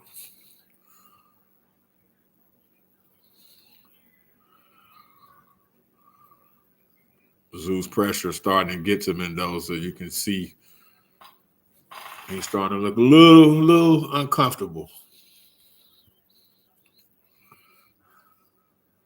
Getting back into corners and against the ropes and shit. Slowly but surely. Might be some, that right eye is marked up bad now. Yeah. Heavy-handed motherfucker.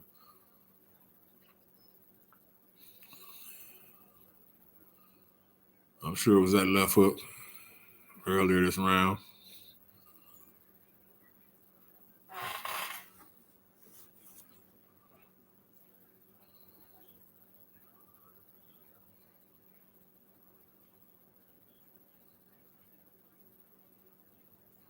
Yeah, that eye started not to look good. The left eye, or the right eye, I should say, of Mendoza. From the jabs and the left hook. And we're just in the 5th round.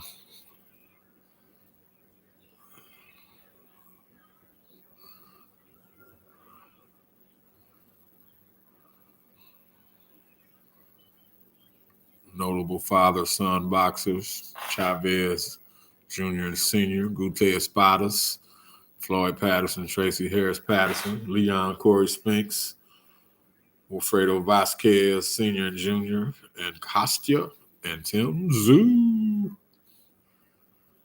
He looked just like his daddy. Tim Tszyu does.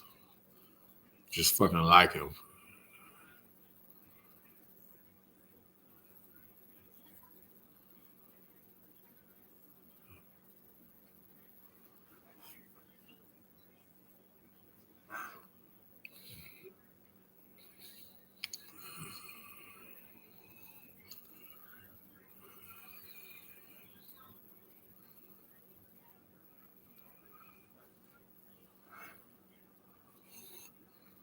Mendoza, I mean, he usually looks like he's been in a fight when the fight's over. And he's getting to that point now. That right eye is marked up.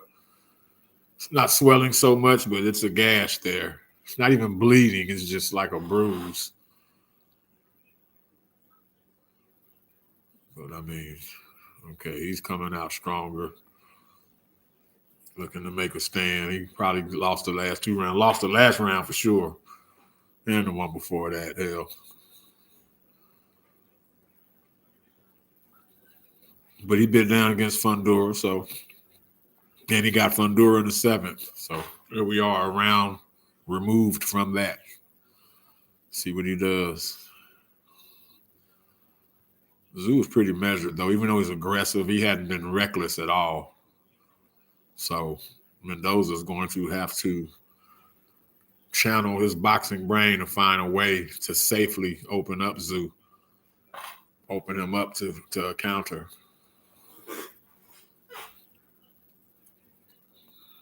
Good right hand from Mendoza.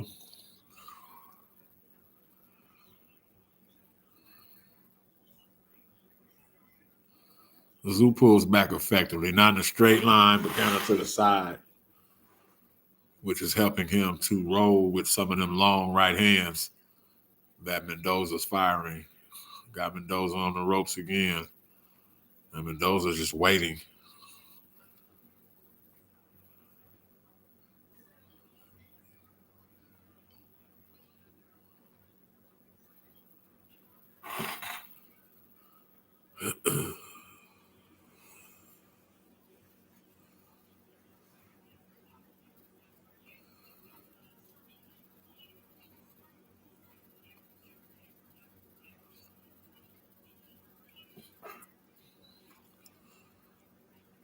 Body shots Mendoza, a little meaningless flurry.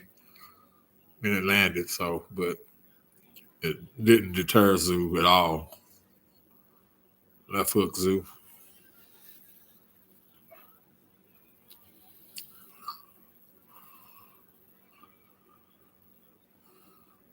Decent left hand from Mendoza. Still didn't deter Tszyu. Left hook Tszyu. Tim to Tszyu. Tszyu whiffs with a left hook. 15 seconds left in the sixth.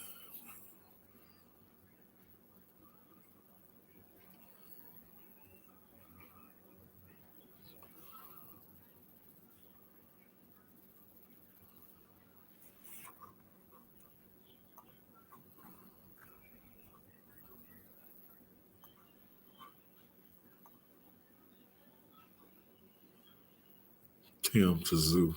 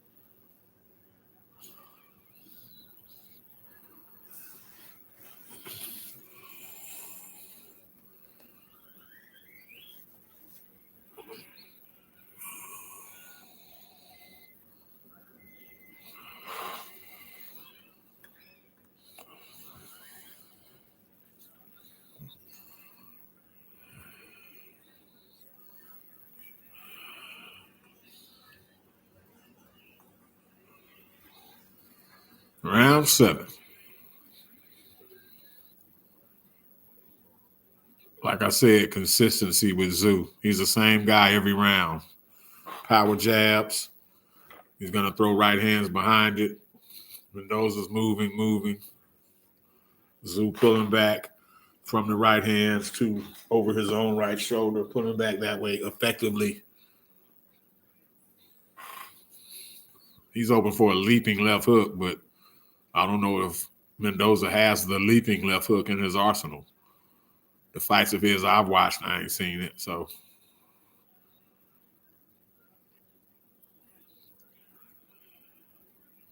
Steve Farhood from Showtime has the fight even at 57. I could see that. Good uppercut, Tszyu. Another good uppercut. Oh, Tszyu landed 3 uppercuts. Mendoza didn't like that. Now Mendoza's fighting back hard. Ooh, chopping right hand, Tszyu. Yeah, his blows are telling.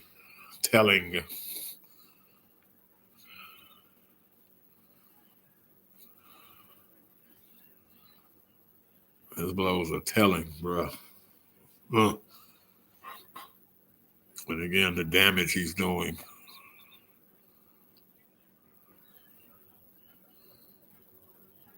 I mean, Mendoza's hitting him, but there's no effect and no physical damage. And we know Mendoza can punch with either hand.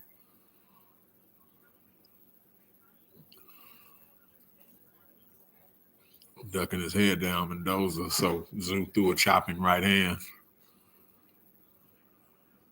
50 seconds left in the 7th.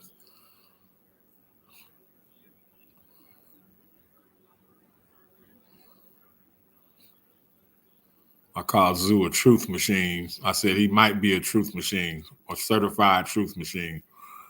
And he's asking questions of Brian Mendoza here in the 7th round.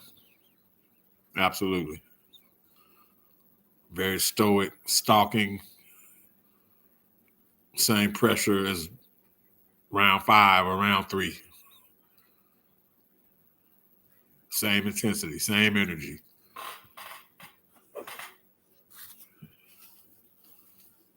I picked Mendoza by 9th or 10th round stoppage, but just the way the bout is going, Tszyu could get him out of there within that time frame. Aussie crowd appears to be going crazy. I don't have the volume up, obviously, because that would be illegal doing a Fight Beach or Facebook or a YouTube live stream. I'll get it together sooner or later. Good uppercut from Tszyu on the replay. Missed the second uppercut. Yeah, good uppercut. Then a chopping right hand. Chopping right hand out of the clinch. Mendoza's got his left hand, so Tszyu worked the right hand.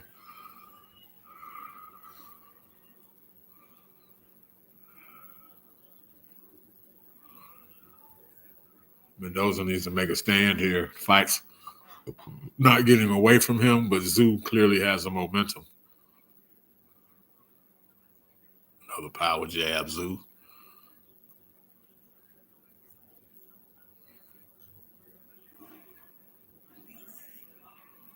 Round 8, FYI.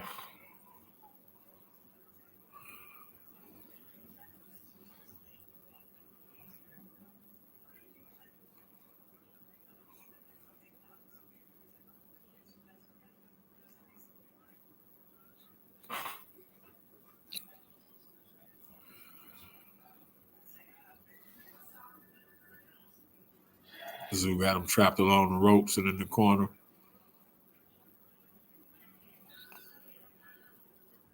He never appears to be chasing. Tszyu doesn't.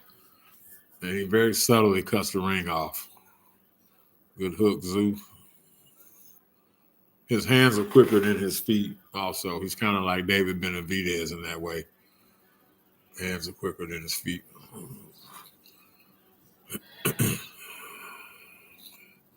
Farhood has Tszyu up around. No complaints from moi.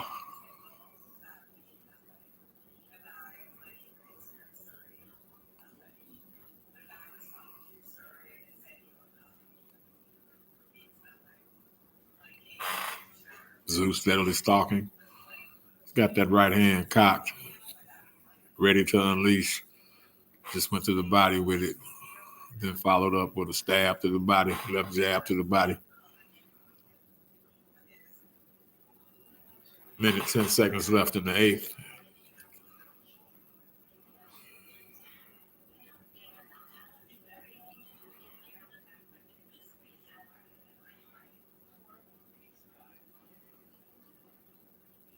$55 seconds left in the 8th.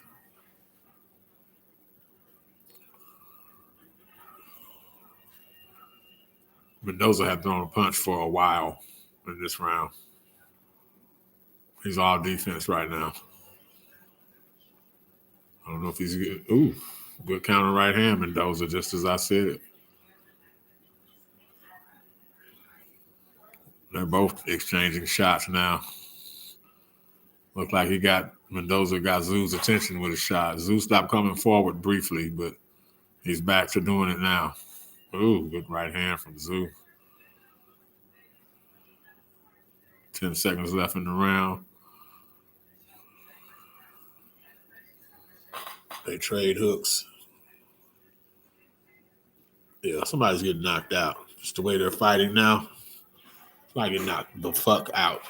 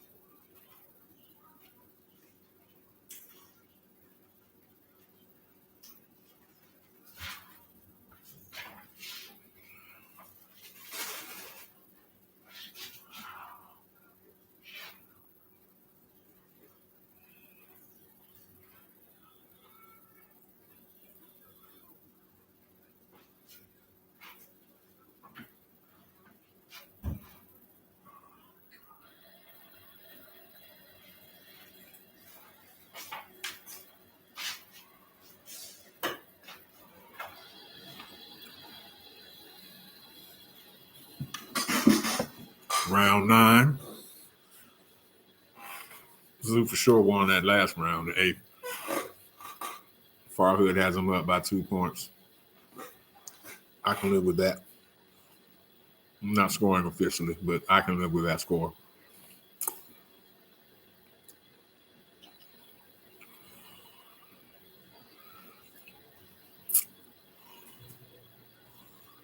Mendoza's starting to get to that place where he was with Fundora, where he knows he has to do something more, something outside of what he's been doing to win this fight. Title's right there, ringside. If you want it, go get it. Oh, good right hand from Tszyu. You could see the sweat fly off of Mendoza's head. He took it well, though. That shit was hard, though. That shit was hard. Tszyu stalking, probing with the jab. Got his left shoulder leading the way.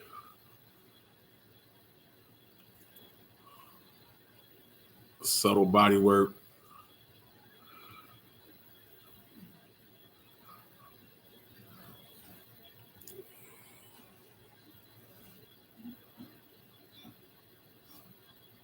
He's consistent.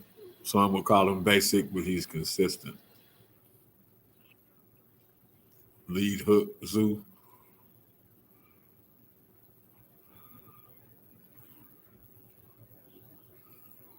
Charlo would definitely have to be ready to fight against Tszyu.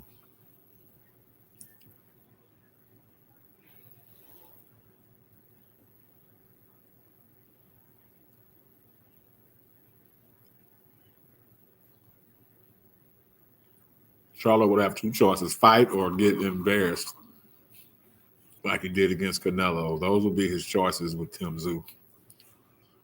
You have to fight Tszyu back to beat him.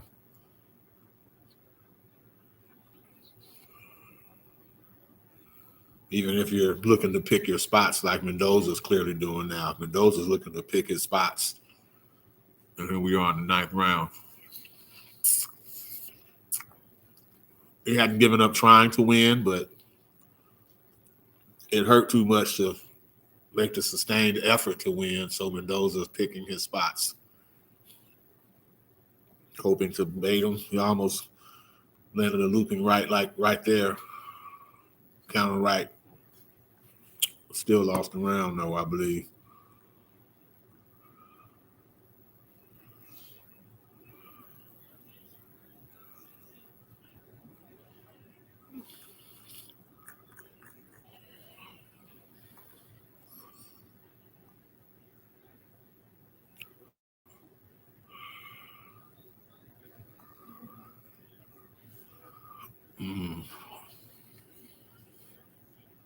Yeah, Tszyu has taken control of the fight. Ooh, good right hand. They're showing replays.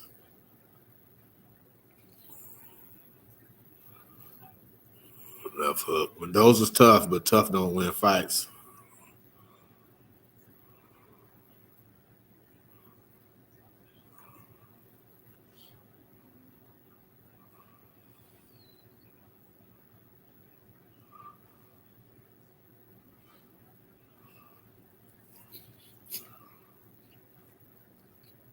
Round 10, more the same from Tszyu, coming out stalking. High guard.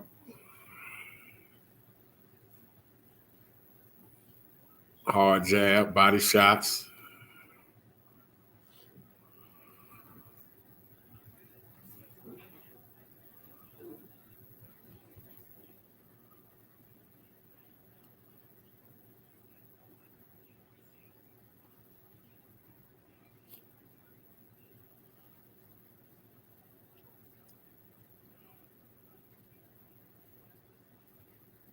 $87.84 per Farhood. He's given Tszyu the last 3 rounds and 4 of the last 5. I mean, Tszyu's clearly taking control.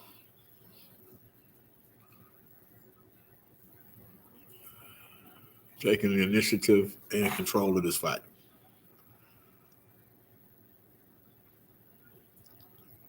Good body work from Tszyu. He's breaking him down now. And it's the same pressure. It's not, oh, I'm up, so let me ease up. Tszyu bringing that same pressure like it was early rounds, early doors. Same pressure.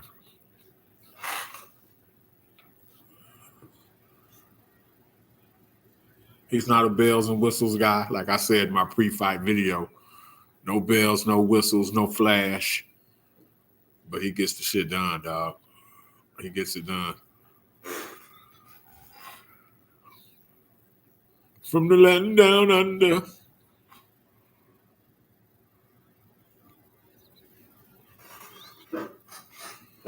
From the land down under.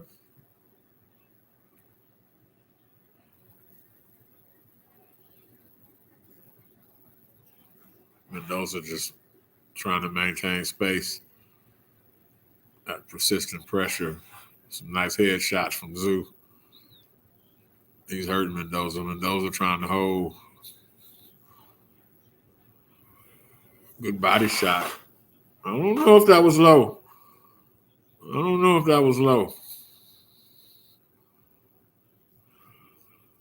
20 seconds left in the round. Tszyu motioned to Mendoza that he hit him low. I don't know if that was low. Mendoza's hurt. Oh, good uppercut, Tszyu. Shit. Ooh, he poured it on this round. Heavy shots. Yeah. That right eye's real fucked up now. Look like a piece of meat.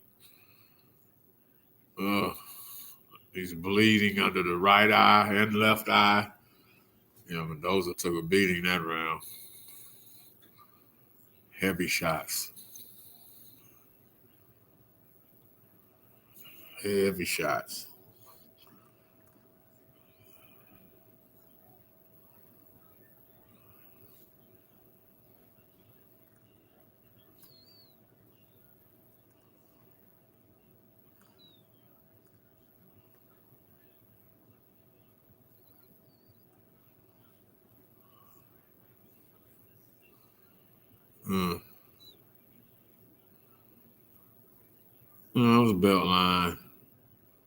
That was a belt line. That Tszyu complained about. Let me hold on.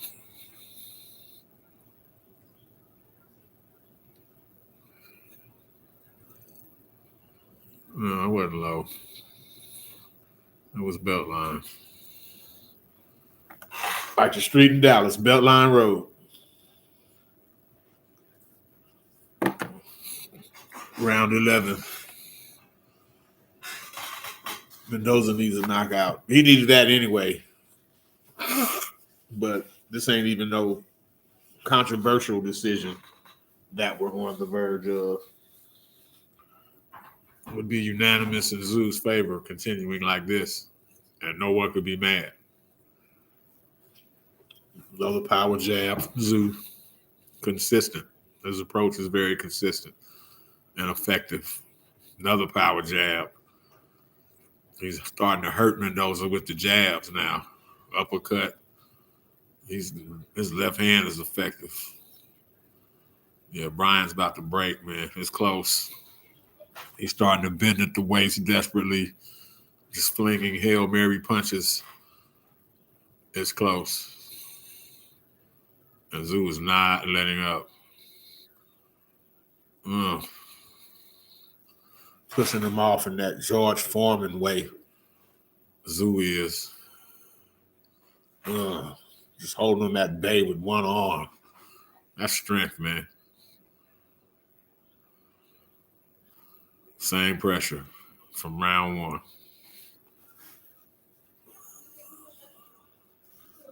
Mendoza is desperately looking for the finish line. There's a minute and a half left in this round. This is not good. Ooh. Tszyu officially has a wounded animal in there. Oh, good hooks. Oh. Tszyu is punishing him. Heavy-handed ass. You got to punch back, Brian. Got to punch back, bro. Mendoza getting beat up now. Good body shots, Mendoza, but it's like you're punching a tree. You're not affecting that tree. You're hitting it, but man.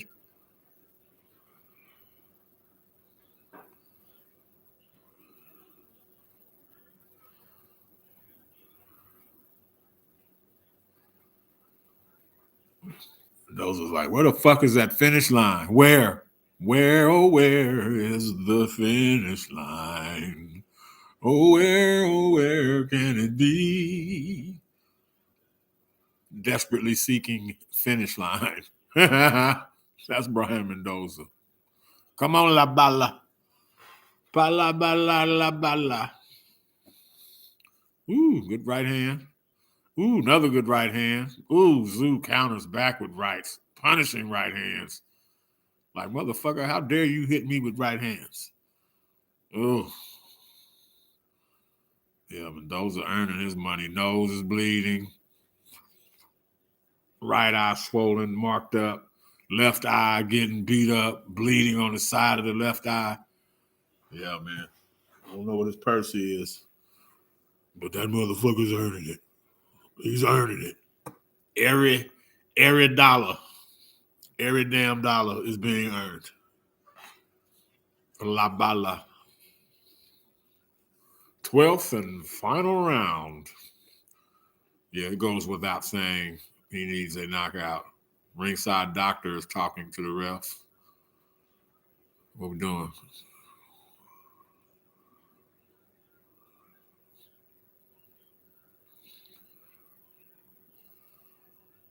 I mean, he doesn't look well, and plus the way it's swelling now, it might be some cheekbone damage on the right side. His shit is swelling in that type of way. Now the doctor pulled him over. Oh, he's got a nice cut along his left eyelid.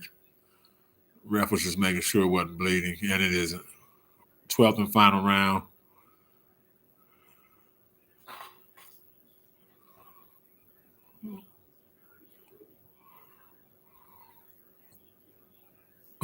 Same thing from Tszyu. Power jab, pressure.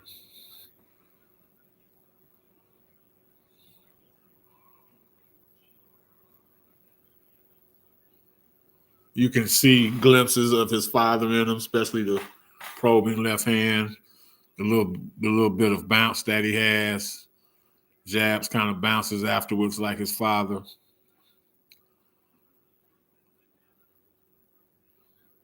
Feints a little bit like his dad. He's not his dad. His dad was more dynamic, more of a true puncher, I believe. But I mean, Tim Tszyu is quality. Tim Tszyu is quality. And it would be hard to at least not give him every bit of a 50-50 chance with Jermell Charlo if indeed that fight is next for both men.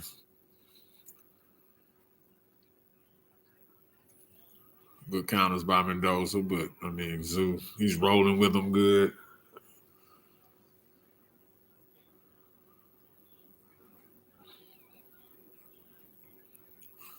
I mean, Tszyu's not marked up at all. And he's been the one applying fucking pressure the entire fight. The entirety of this fight.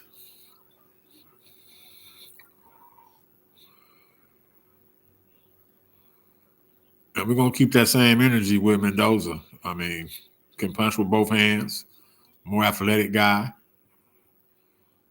craftier guy. Good hook, Tszyu. And he's well on his way to a unanimous decision loss to the quote-unquote basic Tim Tszyu.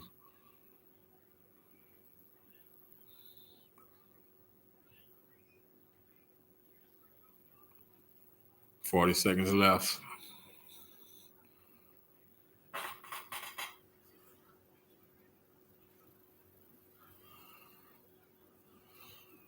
$30 seconds left.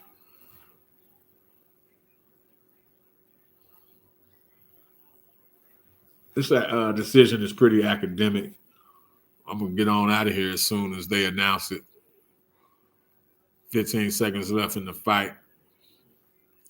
Yeah, Charlo versus Tszyu. It's a 50-50 fight. Might even be 55-45. in Tszyu's favor. That's it. Fight over. Tszyu successfully defends his title. Unanimous decision is what it will be. Yeah, I'd like to see him and Charlo next. Although I believe the IBF has mandated some type of title defense for Charlo as well. But as we speak, he is no longer the WBO champion. As soon as he was announced for the Canelo fight, that's when the WBO stripped him. So hopefully the IBF allows him to try to get the WBO back. Either way, we'll have an undisputed champion once again at super welterweight. And then there's also the fact that the WBO has made Bud a mandatory, even though he's undisputed champ at welterweight. The WBO, they grandfather their reigning champions. They grandfather them in at a higher weight, probably even a lower weight if they wanted to exercise it. But as the way it's been used now, if you're a reigning WBO champion, you can petition for a shot at a WBO title in the higher weight class, and you immediately go to the top of the list. Immediately.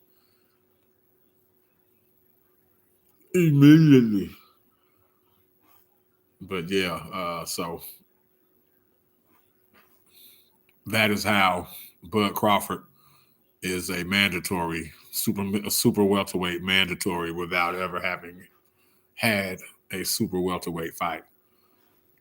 Tim Tszyu and Bud would be a hell of a fight, especially in Australia. I mean, that's where Tim Tszyu is big business in Australia. He's his daddy's son on American soil. Fight would sell much more in Australia. It'd be a bigger event, but does Bud want to risk that? You know what I'm saying?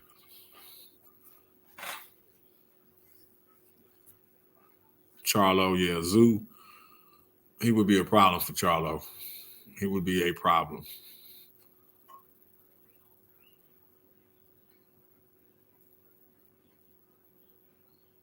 It might almost make sense for Charlo to just go ahead and cash out, because you might lose to Tszyu.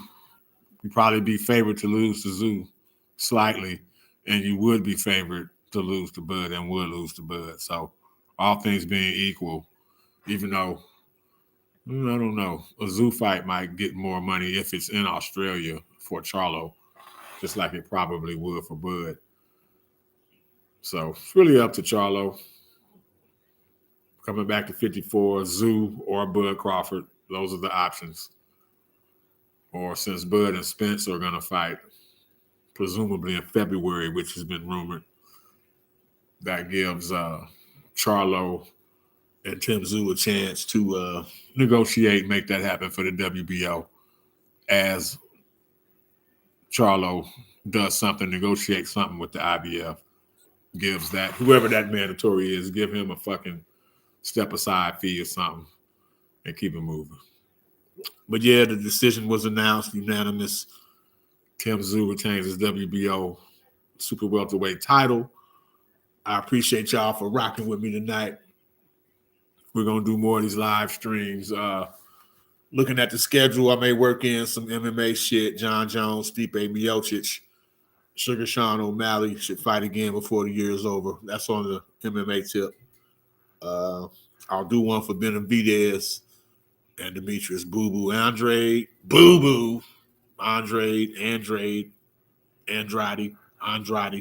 whatever it is.